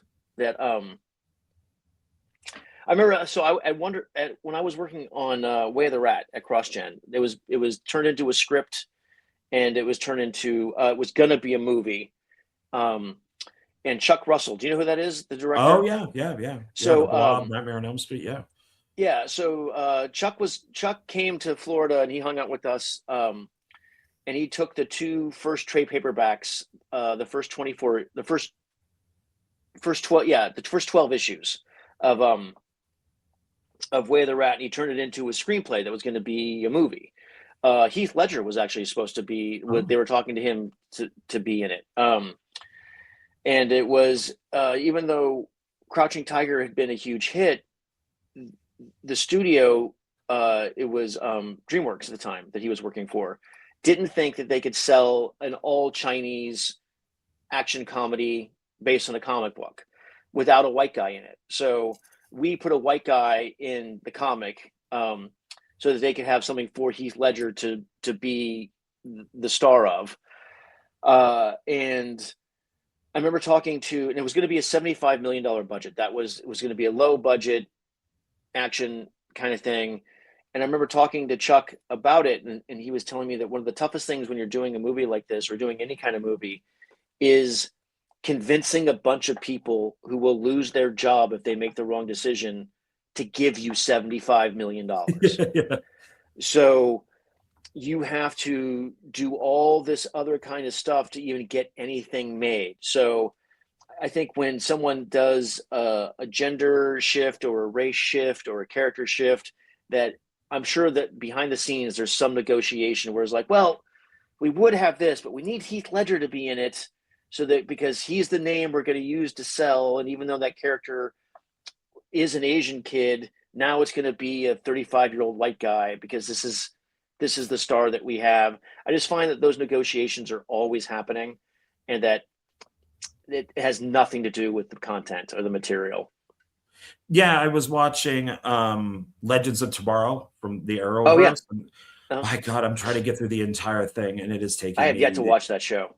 It is back in the day when everything was 24 episodes, and it's just like, and if you watch them, you could Google it of how should I watch the Arrowverse. So we'll say Arrow episodes 1 through 5. Then you need to go to Supergirl 5 through 6, and it's just like, oh my God! So you're constantly flipping back and forth.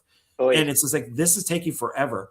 But what I've noticed with those is you look at what the characters look like in the comic books, and it's like, why does the character in this, it's just a leather jacket and a mask?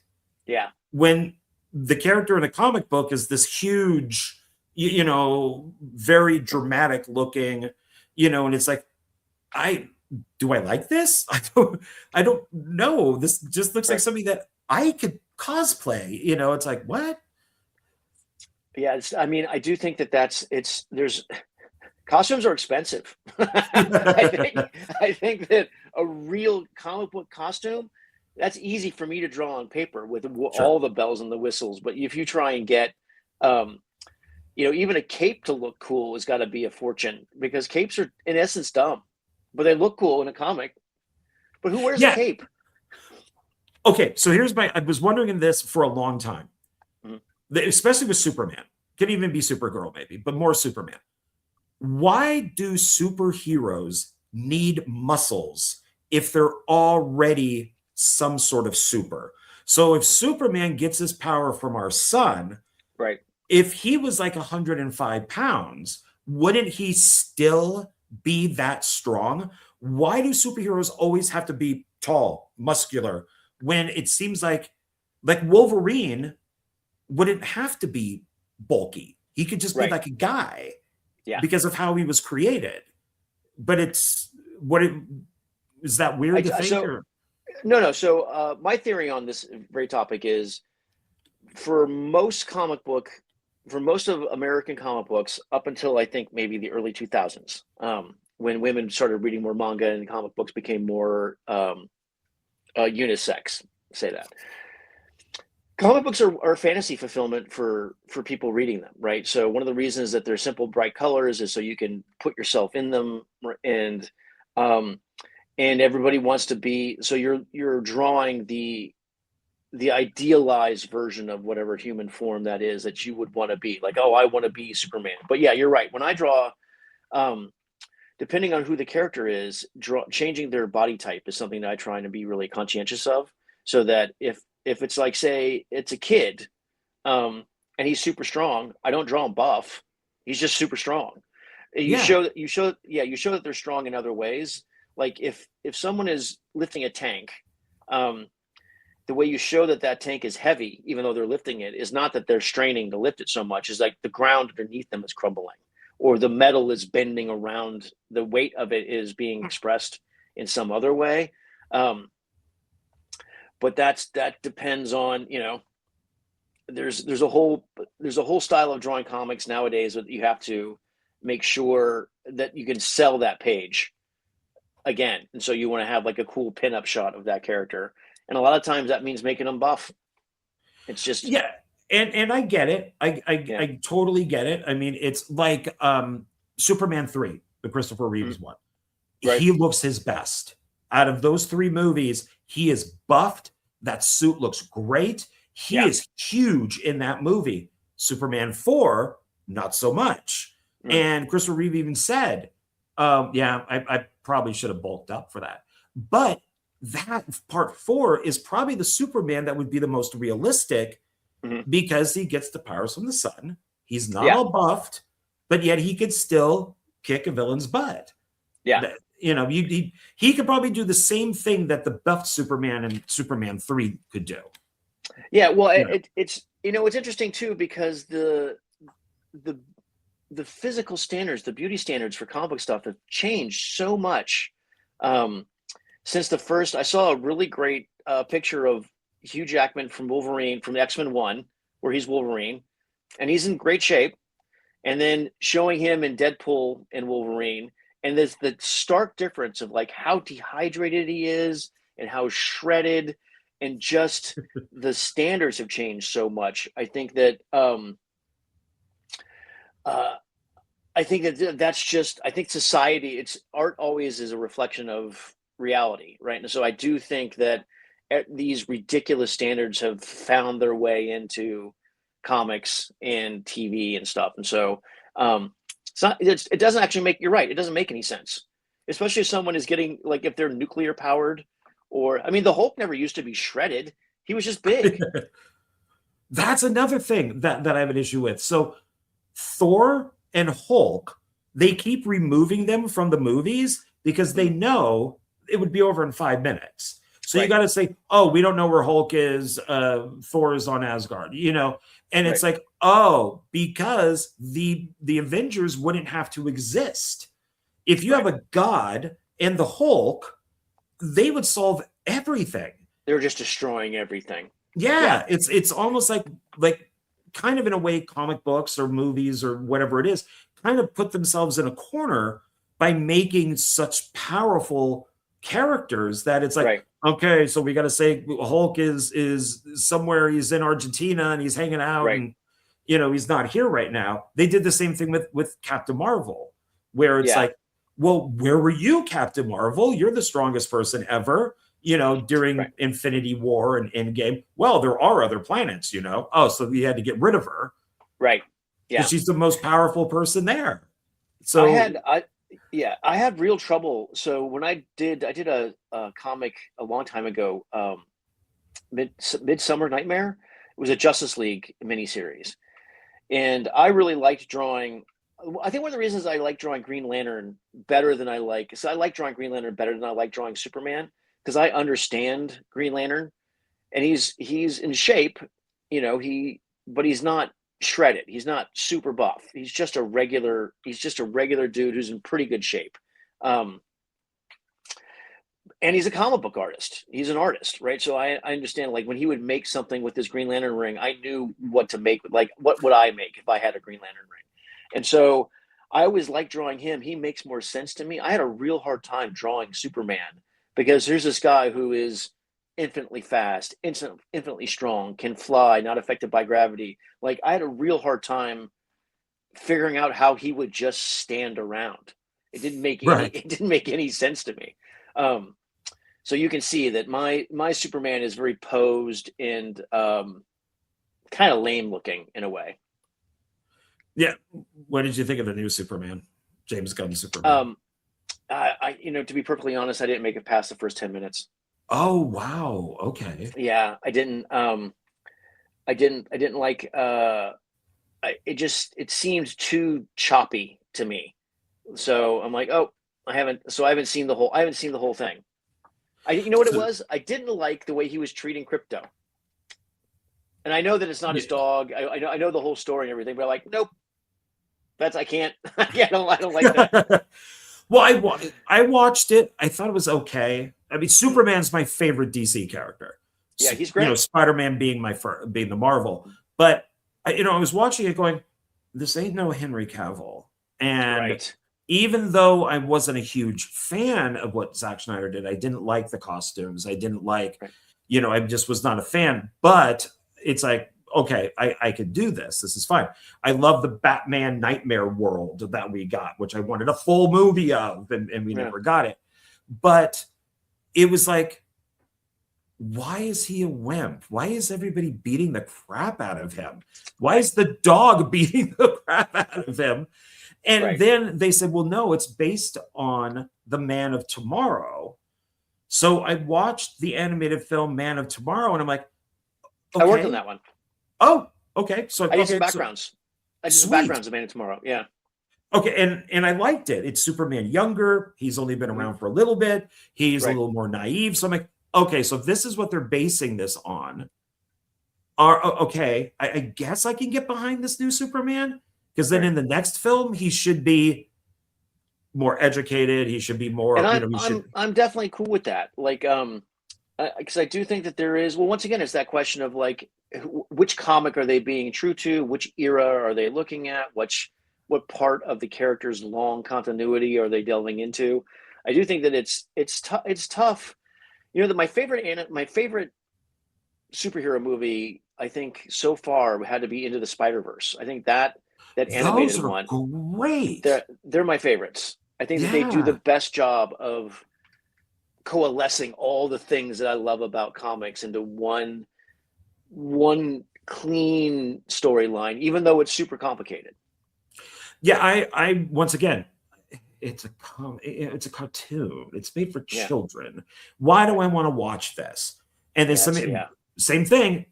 Go watch one, and I watched one, and I went out and bought all three. It's just like, and then I had a marathon. I love those, and I love that Nick Cage is doing Spider-Man Noir. and that Yeah. comes out later this year, and I I'm hope that's very good. excited. Yeah, I really So hope that's do good. I. Yeah, Yeah. it's there are Nick definitely could use a win in my book. yes, definitely. I mean, And Nick, I'm a Nick Cage fan. He could definitely use a win. he's my number 2. I have a whole Nick Cage. Where is it? Right there. That's Oh, right I on. even have up right there. Firebirds. I bought it on VHS. Oh, for God's sakes! Awesome. His Top Gun, Yeah. and but it's so mixed. Like Ironheart was awful. I've never read the comic book, and I don't want to. I mean, it's just She-Hulk. Oh my God! I turned that off in the first episode. Yeah, Could not get past it. That was unfortunate. Yeah, that was because what bugged me about that was it being ultra feminist, and it's just like, okay, come on. So Bruce, you know, he gives her some of her blood. What does that matter? So they changed it to where his blood kind of falls into her in the accident. Yeah. Instead of just him doing, you know, the surgery or whatever and getting the blood. It's like, why are you changing these little things? It's like, I don't. Yeah. Because it's a man. I don't know. There's definitely. I do think. Well, I have 2 thoughts on when the writing seems super weird. I have 2 thoughts on it. One, it was by committee. Absolutely, there was a committee. There was an HR person. There was something. I remember. So to this very point, just for talking about HR, I am freelance. I sometimes still do storyboards for Warner Brothers. It hasn't been a while, but I had to take an online course, the sexual harassment online course, but I work at home. I'm like, why am I taking this course? The only person I'm going to harass is my wife, and she likes it. So like, there's no reason for me to be spending an hour, 2 hours doing this course, passing this thing. Like, this is ridiculous. This is ridiculous. And yet, it's just part of the thing. So maybe I do you'll think harass yourself.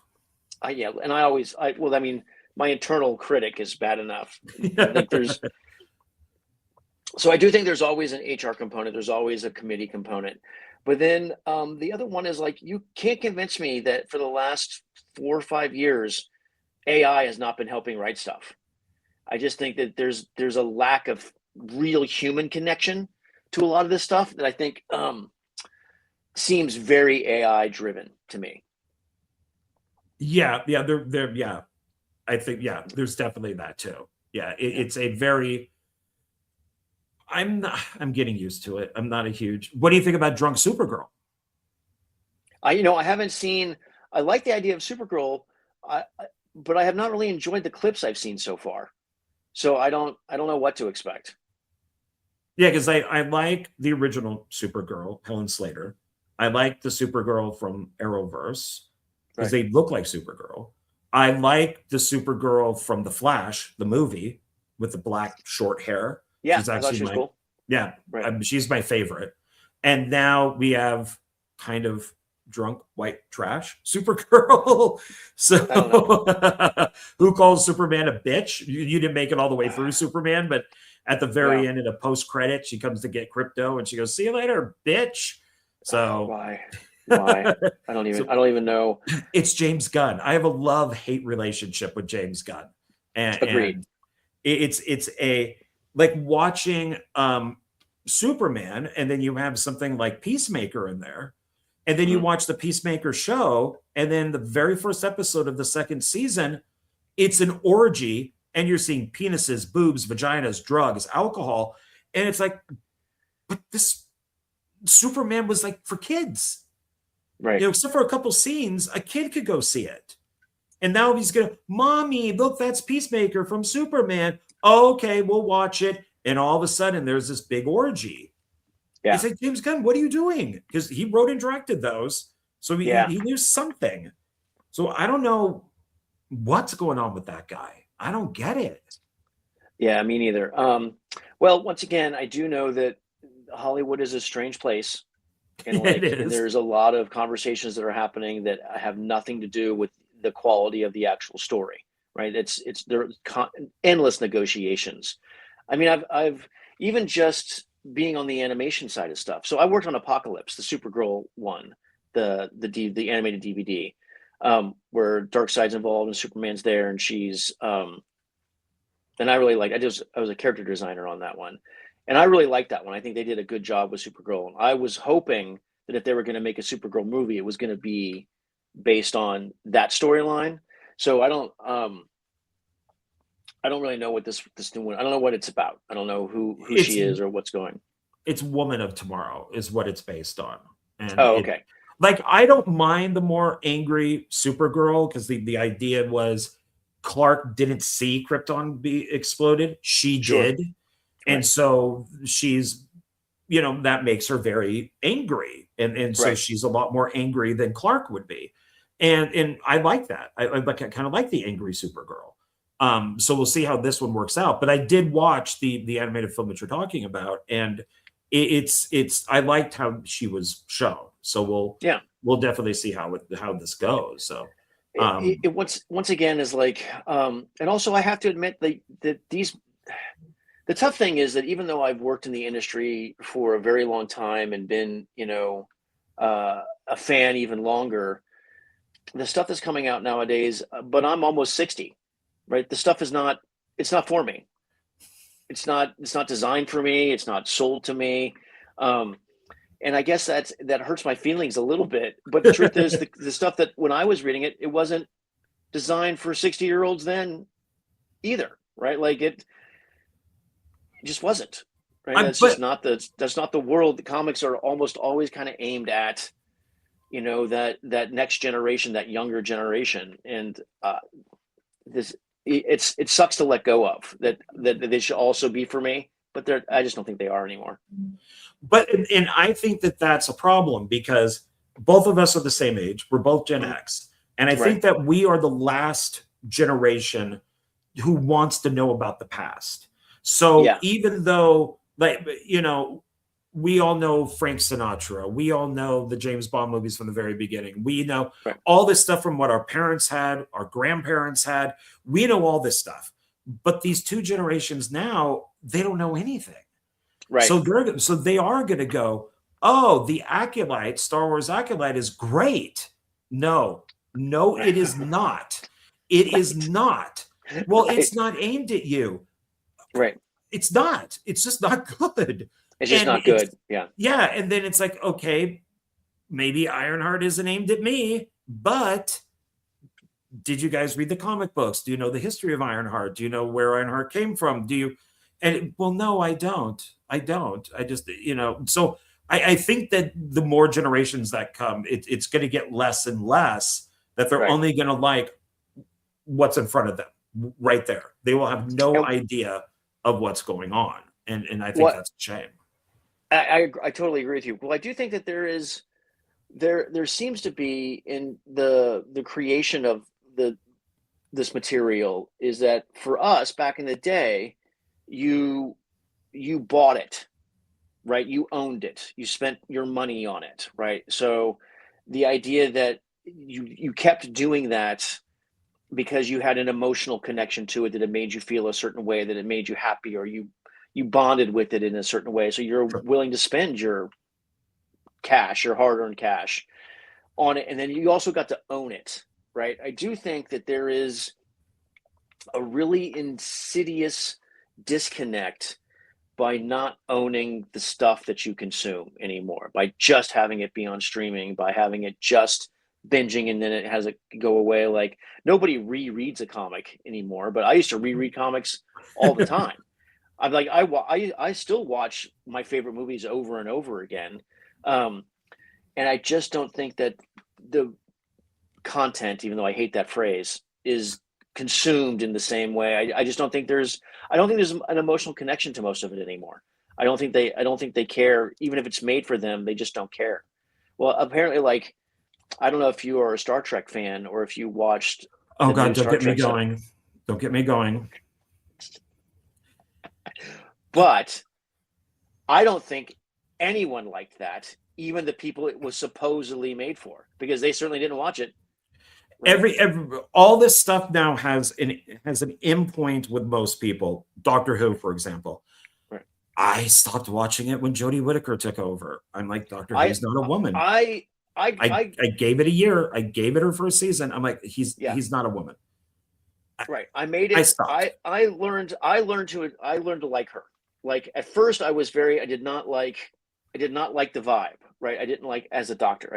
I'm like, but I thought that she grew on me, and I definitely think the show that grew on me for sure. But I do think that it was different. It was a different kind of pace. It was a different kind of writing. It was a different character that, and I'm all for representation. And I want. There's no reason the Doctor Who can't be anything, right? Like if the Master can be a woman, right? Didn't that happen? Yeah. Right. So I think that's all fine for the universe that the character existed in. And so I was okay with her. But then when like suddenly the character is split and this one's going this way and that one's going that way, I'm like, well, who do I care about? Like, so that none of this matters anymore. What you're telling me is that none of this matters. And I do think the consequences of storytelling, I think, is something that's not really part of the system anymore. The idea that it means something if something happens to a character you care about. A, you don't care about the characters anymore, and B, nothing happening to them matters. So why the fuck would you spend money on it? But no one is. They're just paying a service to come in, right? So you're not really you're not really owning in it anymore, emotionally or physically. That's my thought. Well, so throughout the years of Doctor Who, whenever the Doctor regenerated into the new actor, there were problems. And the Doctor was never really normal until maybe like 3-4 episodes in. There was always a problem. And with Jodie Whittaker, there was no problem. She was like a Mary Sue instantly. If you're going from a man who's been a man for hundreds of years, possibly now thousands. You're a woman, I would think you would play off that you would be like, you still have the mind of a man, but you're in a woman's body. Make that work. And they just didn't. And I'm just like, this is not. I stopped. I just had, just like Star Trek, anything that has the name Alex Kurtzman on it, I am done. I will not. I tried Discovery. I made it through one episode and said, I'm done. Everybody says watch Picard season 3. Nope. I turned off Picard season 1 after 2 episodes. No. If it's not Enterprise back, I have no interest in it. None at all. It's not good. I like Lower Deck. But because it was designed to be a cartoon. It was designed to be silly and ridiculous. I've heard that's okay. Yeah. I enjoyed that, but some of the other stuff you're like, because I just don't think that they give you a chance to really believe, because everything now has this younger generation tongue-in-cheek, this isn't really serious, this is kind of silly vibe to it. And I find that underlying dismissal of the material by the people making it make me not care about it. So I'm like, oh, so this is bullshit. All right, well then why am I going to watch? I have other things to watch. There's other shit to do. Yeah. I got to be honest. I'm glad that Starfleet Academy got canceled. It is so awful. Oh yeah, God, that was bad. I watched the first free episode on YouTube, and then that was it. That was it for me. Man, I'm surprised you made it through 3. No, just the first episode on YouTube, the free one. And that was it. I thought you said the first 3. No, just the first one. And I'm like, I can't. I'm not doing this. You're not going to swallow. It'd be one thing to swallow a comm badge when it was just a little comm badge, but when it was the spike thing, I'm like, come on. Why is that even in there? What is going on? Why are they? This is 1,000 years later, right? And they seem to be worse. Yeah, they reverted. It was so bizarre. Well, I mean, that's just that there's not any inherent love of the material, I think, or of the universe. So no, I don't think J.J. Abrams had it. I think that he was just given a product, and just like go make this product, and it's just like him with Star Wars. He just didn't care. We'll just copy A New Hope. So it's hard to even find anything good like that anymore. Well, I do think that there's, partly I believe it's because there's so much shit's so expensive now to make that they have to pre-sell it. And so it has to have all of the tags of something they can guarantee a sale on. And so, so no one's willing to do anything original. No one's willing to do anything that might be a little bit different. Or I take that back. Some stuff happens. Like there's some stuff out there that still happens. It's pretty amazing. But coming out of like the big studios, they're always hedging their bets. And so, you hedge your bet, you hire people who are just trying to get to satisfy the shareholders on some level. And I think that's been the downfall, I think, of most entertainment: satisfying a shareholder, not satisfying the fan, or letting the creator do something that they are genuinely passionate about. Yeah, yeah. And I'll ask you a couple more questions and I'll let you go because I don't want to keep you all night. I know that you're busy. Oh, no, I mean, I could talk. I mean, this has been great, dude. It's been so good to catch up. Oh, well, then I won't worry about it. Okay, great. Yeah. Okay, perfect. And because then we also have some new stuff to talk about too. So before you leave, we definitely got to get to that. So Daredevil, Netflix or Disney? I like the first season of Daredevil. I guess that was Netflix. I thought the action was great. Some of the fight scenes were great. I haven't seen the new Daredevil stuff. I really haven't watched the I didn't like the Punisher stuff that much, and so I didn't follow through with that. I haven't seen the new Daredevil, and I certainly did not like. I was not a fan of the Kingpin, I think. So so for me, it had to be the first season. I like that one. Okay. Yeah, they did Kingpin and Daredevil dirty on She-Hulk and Echo. Oh, I didn't really see Echo. Right. Echo, and the main character cannot kick.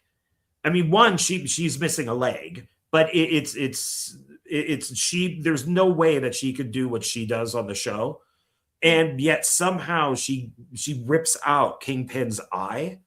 Oh, so he has like the little bandage on his eye, and even in the very first episode of the Disney Daredevil, they make a joke about it because it's Fisk and Daredevil meeting together. They're having lunch, or it's Matt and Fisk, and he goes, "Didn't you get your eye ripped out?" And they just kind of laugh and just like it didn't exist. It's like, we'll acknowledge it, but that's it. And then Daredevil, of course, in She-Hulk got the walk of shame. That was very embarrassing for She-Hulk. I mean, for Daredevil. So it's they've kind of redeemed it now. Yeah, I have not been like, I knew when Disney bought Marvel back in the day that it was going to be a bad move. At least a bad move for Marvel, right? When Disney bought Star Wars, I'm like, oh, this is bad. This is bad. You can't, like, there's not, these conglomerates, these monopolies don't make stuff better. They never have. No. So Kathleen Kennedy has not done anything good. She's awful. She's a bad producer. She is not. She's done like 2 good films since she's been there. I'm glad she's gone now, but I don't think it's gonna change. Yeah. So it's. I definitely think that. I think comics and movies and TV and film and all this stuff are way better served by a lot of small companies finding talent and finding an audience, and then not trying to sell to everyone. I'm trying to force something down everyone's throat. I definitely think that my favorite stuff from Marvel definitely comes from the early 80s when Marvel was suffering and and books weren't selling, and they let Frank Miller just do Daredevil. They're like, here, do whatever. We're going to cancel this book. And they happen to save it. X-Men is the same way. X-Men was going to get canceled, and they let the creators do whatever, and they saved that book. So I definitely think that when you do that, when you let creators connect with an audience, that's when magic happens. And when you try and put it through a corporate filter and a monopoly, I think it kills everything. Oh yeah, yeah. Well, with talking about being canceled, I don't know if you could say, but what is the worst adaptation of a comic book that you worked on, and what is the best adaptation of a comic book that you've worked on? The only stuff like that movie-wise or TV show. So I think the only thing that's actually that I had any kind of connection to was Wonder Man, and I liked that show, right? So, uh, yeah. So I think the only time, I think that's the only stuff. I never saw Madam Web, but I do think that was. But the Madam Web from the comic, like, what is this? This is not like this seems silly from the comic. It's an origin story. Oh, okay. Well, I mean, I have here because it's comic book related. So I love Madam Web. I think it's so horrible. Movie? Yeah, it's so horrible that I love it. And it is such a clusterfuck of a movie that it's like I cannot stop watching this. Really? So I collect Funko Pops. I could probably have an entire museum of Funko Pops with how many I have. And I thought it would be funny. What has Dakota Johnson? Did she sign anything for Madam Web? She did. She signed the big Funko Pop of the Madam Web from the comic books, but it's too expensive. So I did find this on eBay, and she did sign a Spider-Woman. Okay. So I was so she has a sense of humor about this because she knows how bad it is. Okay. And so I'm like, I don't want something good that she was in. I want something bad. But they never made Funko Pops for Madam Web. You only have the original characters. So I found this and I'm like, I want this. I have to have this. I enjoy bad. I really do. Well, what's your favorite bad movie?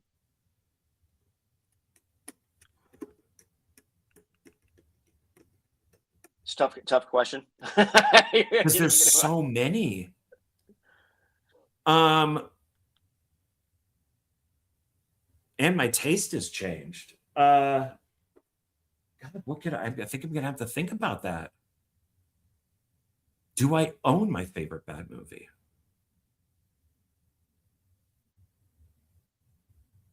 Like say Jeepers Creepers 3. Okay. Jeepers Creepers 4. Oh, yeah, even worse. Okay, so I interviewed the writer for that. So I'm a little biased, but I think I might be the only person who liked Jeepers Creepers Reborn. And I do own it on Blu-ray. Okay. And I defend it. I love the first one, and I went down the Jeepers Creepers rabbit hole. So I watched them all. And but the first one's still my favorite. The first one's still the one I think is good. Oh, the first one is really good. Yeah. I mean, God, why can't there's just so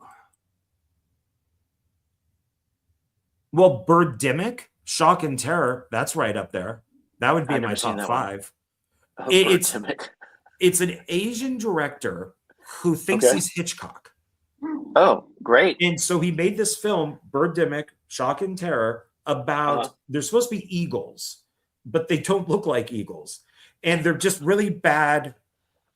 Like he got them off of some program. So they just flap their wings like this and go, and they attack everybody. And people like hit them back with like hangers. It's the worst dialogue ever. Like Mystery Science Theater even did a whole thing on it. And I love it. It's awful, but I love it. It is. A lot of people will say The Room is there. I've heard that. I've heard that's terrible. I've never seen it. I don't like it. I prefer Birdemic, and it's Birdemic. Okay, I'm telling you, man, it's you will appreciate it because like the birds are animated. Okay, so you'll be like, what the hell? What is it? Why is this this way? It is so off. They're out there using coat hangers, like hitting nothing in the air because the birds are so far above them. Like, what is going on? And it's an environmental film because the director is like an environmentalist. So it's all about climate change. Is it a cautionary tale in some way? I think he wants it to be. And there's 3 of them. Okay. And the third one is just... Oh, wait. So there's a series. It's a Birdemic trilogy. Yeah. Okay. Yeah. The second one is good, and then the third one is not very good. I don't know what went wrong with that one. But it's The Room a lot of people like. And I only watched it because I wanted to watch thinking on it, the movie that's based on the book of The Room, which was James Franco and Seth Rogen. And so it's like a docudrama about how The Room was made. So I felt, okay, well, I need to watch The Room to understand what they're doing. And that's the only reason why I watch. I'll probably never watch it again. I thought it was, so that's not enjoyable bad for me. Okay. That's just bad. But because I am kind of looking at stuff here because my brain is not, we're old, man. Super old. It's weird. It's super weird. It's weird to be talking to a friend of mine from when I was 14. So long ago, because I have really vivid memories of us just hanging out, like just doing kid stuff. Yeah. Right. And so it's kind of weird to think about how long ago that was, and how the divide, like as Gen X, like we really did saddle that analog world where you didn't have a phone, your phone, like you had a house phone, the commercials, would you know where your kids are at 10 p.m. Like I remember, so when I was a sophomore, I had a job at school where I worked in the cafeteria, and then even as a freshman, because I moved further out when I was so I had a job at school where I worked in the cafeteria, but then after school, I got in a van and was driven to different neighborhoods and sold Examiner and Chronicle newspaper subscriptions door to door, and then would get dropped off at the bottom of the hill, at 9 o'clock or 9:30 at night, and walk my ass up in the middle of in the dark. Not another hill. Yeah, and that hill we lived on, and then when I would get home around 10, right, and my parents may be there, they may not have been there, like. That's a world that most kids cannot even get their heads around. No. And they, I don't think that they will really understand the whole thing of my favorite band has a new record coming out. Let me go buy it. And then you have to go and get it and then actually listen to it. And instead of just, they got a new one. Okay. Click. Okay. There's $4. Okay. Hang on just a second. Your phone just died. Uh-oh. All right. Can you hear me? Yes. Yeah. Okay, hang on a second. I can't hear you. Hang on.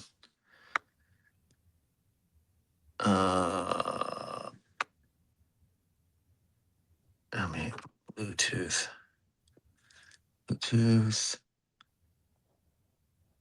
Okay. All right, John, can you hear me? Yes. Okay, cool. Perfect. The one example that I use is Rob Zombie, because he's talked about, why do I even mix albums anymore? Why do I take the time? Because everybody listens to it on an MP3 and it sounds like crap. Yeah. So nobody will understand that, that 4K CD that would cost like $30, so you could get that excellent, copy of a Fleetwood Mac album or something. Right. Like that. So I mean, one of the thing that I think that there's something that we had that I think actually, when I talked earlier about it, like when you owned your material, when you owned the things that you loved, you had a connection to them and the people who made them, in a way. Like when you wanted the new Oingo Boingo album, like you had to take Bart into the city to go to the record store to get it, right? To get it just wasn't everywhere. You just couldn't get it online. Like it was, and if you didn't get there in time, there weren't that many copies.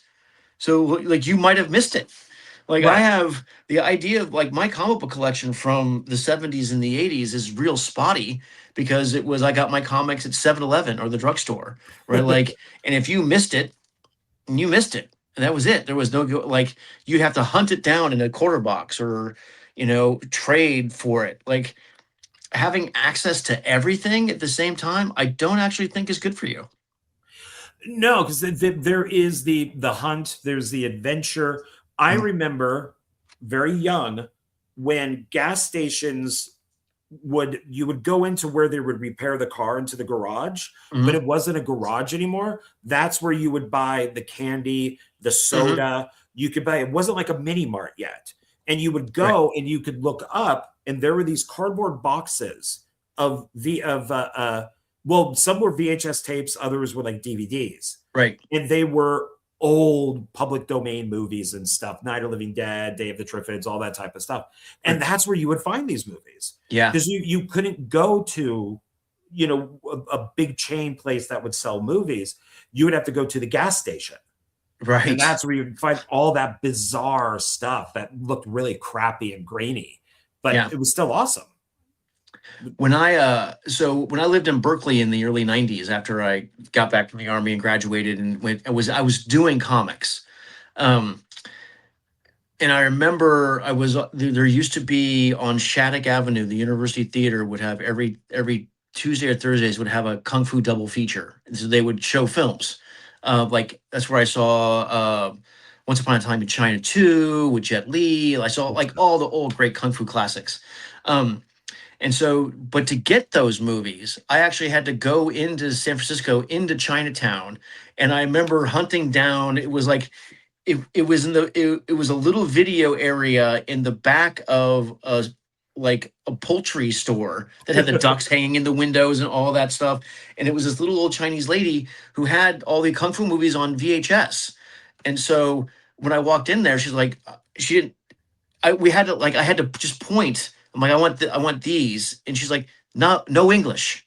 I'm like, yeah, no, I understand that. So I had all these old VHS of like old Drunken Master, or just old Kung Fu movies without dubbing and without without subtitles. And so that's the only way you could see them, because they just didn't, no one cared, right? It was a very niche world. Right. Yeah. Yeah. We used to do that when I lived in Pasadena. My friends and I would go into Chinatown. And that's where we would see the uncut Jackie Chan, the uncut Jet Li, the uncut John Woo, Chow Yun Fat, all that stuff was all uncut. It was subtitled, but it was in its original language.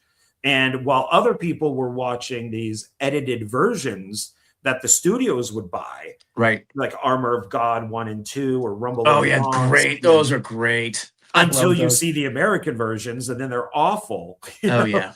Because like Armor of God 1 was Armor of God 2, Armor of God 2 was Armor of God 1, and then they would cut out like 20 minutes, and it would be a horrible dub. So I tell people don't do that. Don't watch those movies. Those are awful. You got to go to Chinatown to see the good stuff. Right. And I don't know if they did or not. Who knows?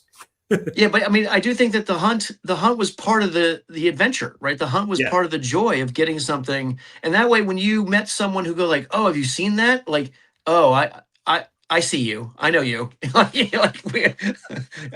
did the work, right? Like you were like you're really a fan. You're not just someone who like, "Oh, I saw Jet Li in Lethal Weapon 4." Right. Which he was fine in. He was great. He's always great. No Once Upon a Time in China. No, it's not. It's not Kung Fu Kids, that's for sure. No, and people think now like John Wick is like that. I mean, I love John Wick, but it's like it's still it's no Hard Boiled. It's no The Killer. It's no they're mimicking it. They're good films, John Wick, but they're not like those other ones. They're just I think they're excellent. They're excellent sequels to an idea, right? I think that they do a good job of staying in the universe. But yeah, you can't. There's no way you can't beat Once Upon a Time. You just can't do it. Like you can't beat those movies made, those Hong Kong films made in the 80s and the early 90s, because life was cheap, man. They would do crazy shit that no one can get away with anymore. Oh no. I mean, if Alec Baldwin had the accident that he had today, like way back when, it would have never been thought about. It just would have been, oops. Yeah, that would have just been bad news. I'm sorry that happened. Yeah. Then we'd all just move on. So, right. Oh, did you, when you were in the Army, were you able to do any comic book stuff, any drawings? Were you part of that? So my job so I was in a psychological operations unit, which means we did propaganda. So I did, I did a lot of like leaflets and posters and illustrations for newsletters and that kind of thing. So I did do some comic strip stuff, like of like military, like, oh, this is a funny military gag. But no, nothing comic book really. No. Did you Yeah. do anything with goats? Did you try to read like goats' minds and try to kill goats? You know what's funny is like the propaganda unit has a psyop unit has it has a lot of crazy shit in it. It's got interrogators and interpreters, and I was just enlisted and I was an illustrator, but I still had to have a secret clearance because you'd be in the room. So to draw some propaganda, you have to be involved in making the propaganda. Um, and I mean, it's insane. It's trippy, the stuff that the military gets up to. So yeah, staring at goats, real. That's real. That's a real thing.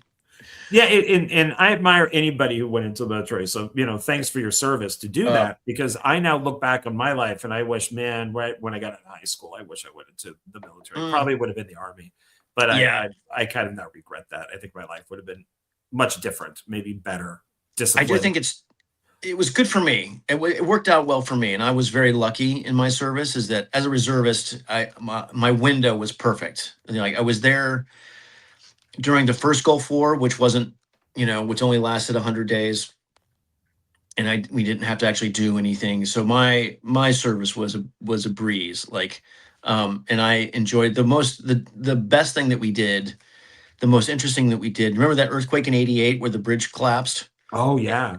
So so as a reserve unit, we mobilized and we helped people get out of the marina, and we helped so we went in and helped put out fires and did that kind of stuff. So I do think that to me, that's what the reserves should be, taking care of like National Guard service stuff. I think that's the thing that I'm actually most proud of is like we actually did something.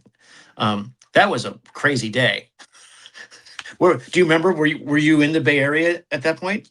Yeah, we could feel the quake coming up through San Francisco, and then hitting the house in the canyon, Uh-huh. and then watching the news in San Francisco, and you could see the newscasters all kind of moving around. But the weird thing about that is soon after that, I moved to Pasadena, and then we got the Oh, Northwoods quake. oh yeah. I have friends who lived through that one. That was bananas. Yeah, and I'm just like, man, I just went through the San Francisco one, and now Yeah. I'm going through this one too. It's Uh, like, man, and that was a weird one because I had a roommate, and my floor was this wood type floor, and my bed had wheels. uh-huh. And so when the quake hit, my bed moved around because I Oh didn't lock the wow. wheels. It was moving on the floor. And I'm like, fuck you, dude. Stop. Yeah, I thought he was like screwing with me, like pushing the bed around. So I'm like waving my hands half asleep. Fuck you, get away from me, man. What are you doing? And I can hear him down the hall going, who are you talking to, moron? We just had an Oh, earthquake. that's rough. That's rough. Oh yeah, my wife is from the East Coast, so she moved to LA in the early 2000s. That's where I met her, and so when we lived together and we'd get an earthquake and she'd feel it, and I'd be like, don't worry about that. That's a 3-3. That's not a big deal. She's like, how do you know that? I'm like, I've been through so many earthquakes. You Yeah. just get a feel for them. And I remember the one time she got scared is like we had an earthquake, and I could feel it was like a 5, maybe 5-6. It was a decent sized quake. And I yelled, I'm like, get in the doorway now. And she's like, oh shit, he's never responded to an earthquake. So she panicked. She's like, oh my God, we're gonna die. Hi, you're fine.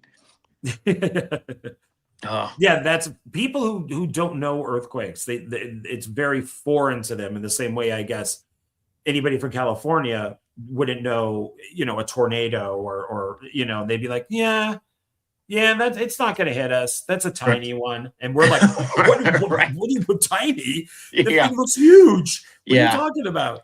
I experienced a tornado in Oklahoma once, and I heard the sirens started going off, and then people looked around, and everyone freaked out, and we all ran into like to a little bunker, and I'm like, oh my God, this is for real. This was only in the movies, Yeah, but yeah. no. That was trippy. That was super trippy. Have All you right. kept in contact with anybody from high school? Or like Um, just through Facebook or anything? I know some people from Redwood, but and then a few people from Monte Vista. But no, I mean, I was actually like high school for me was just something that I got through, right? Like I knew I knew I wasn't gonna really go to college. I knew that I only wanted to be a comic book artist, so I knew that my path was already set. Um, and it was just one of those things where I just endured. I just got through it and then moved on. What about you? Yeah, Do you stay in touch with people? I Okay, did. Yeah. Some very good friends that I had in high school have been, good friends since. that's So great. it's you lose contact for a little bit, and then once the whole internet thing and email came in, all of a sudden you see, you got mail, and then there's Right. like, oh my God, I haven't seen you in like 10 years. But Yeah. then, once Facebook hit, then it was easy to reconnect with people and hang out if you happen to go to California or something. People who I did not get along with in high school, I now get along with because of Facebook, because we're all Well, that's grown cool. up. Yeah. Yeah. Well, I mean, yeah. I mean, we're children. It's funny to think of like being having. I remember once when I was in. I had this conversation with my mom, like when I was like 18, and we had like an argument about what love was. And in hindsight, I thought, what an, what an asshole I was. I don't have any idea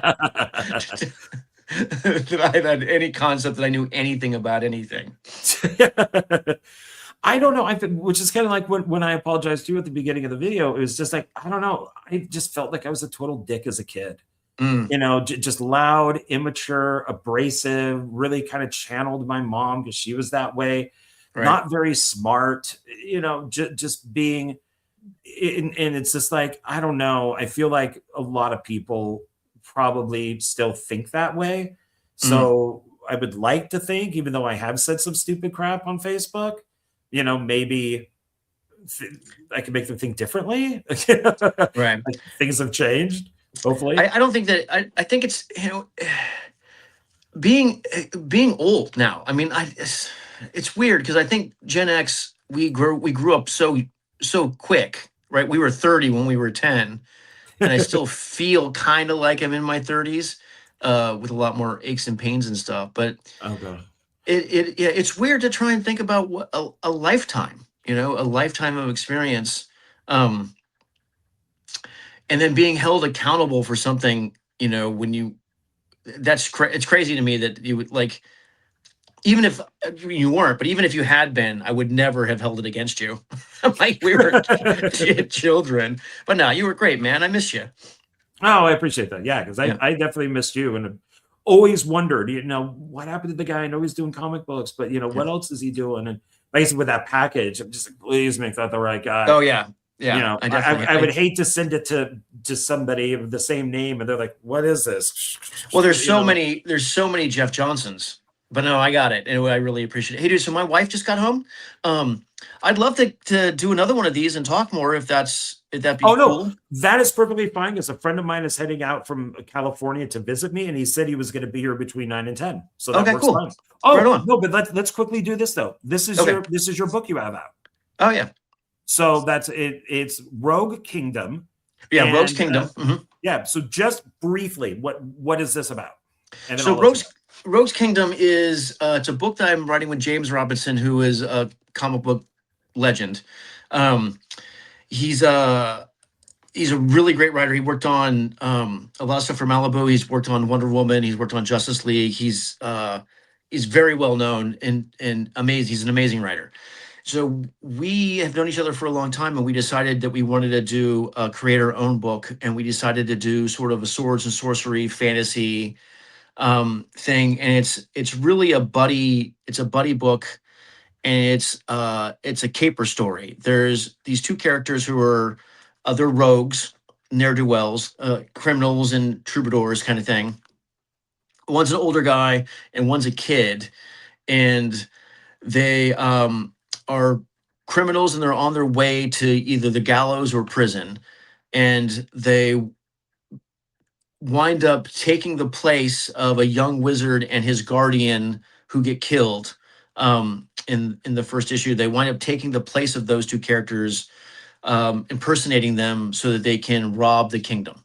And then so they take the place of this young wizard and his guardian for this kingdom called Lumpland. And even though their plans are nefarious at first to steal and escape um, and rob the kingdom, they wind up actually saving the kingdom and becoming the young wizard and his guardian. So it's a little bit of a heist comic with dragons and centaurs.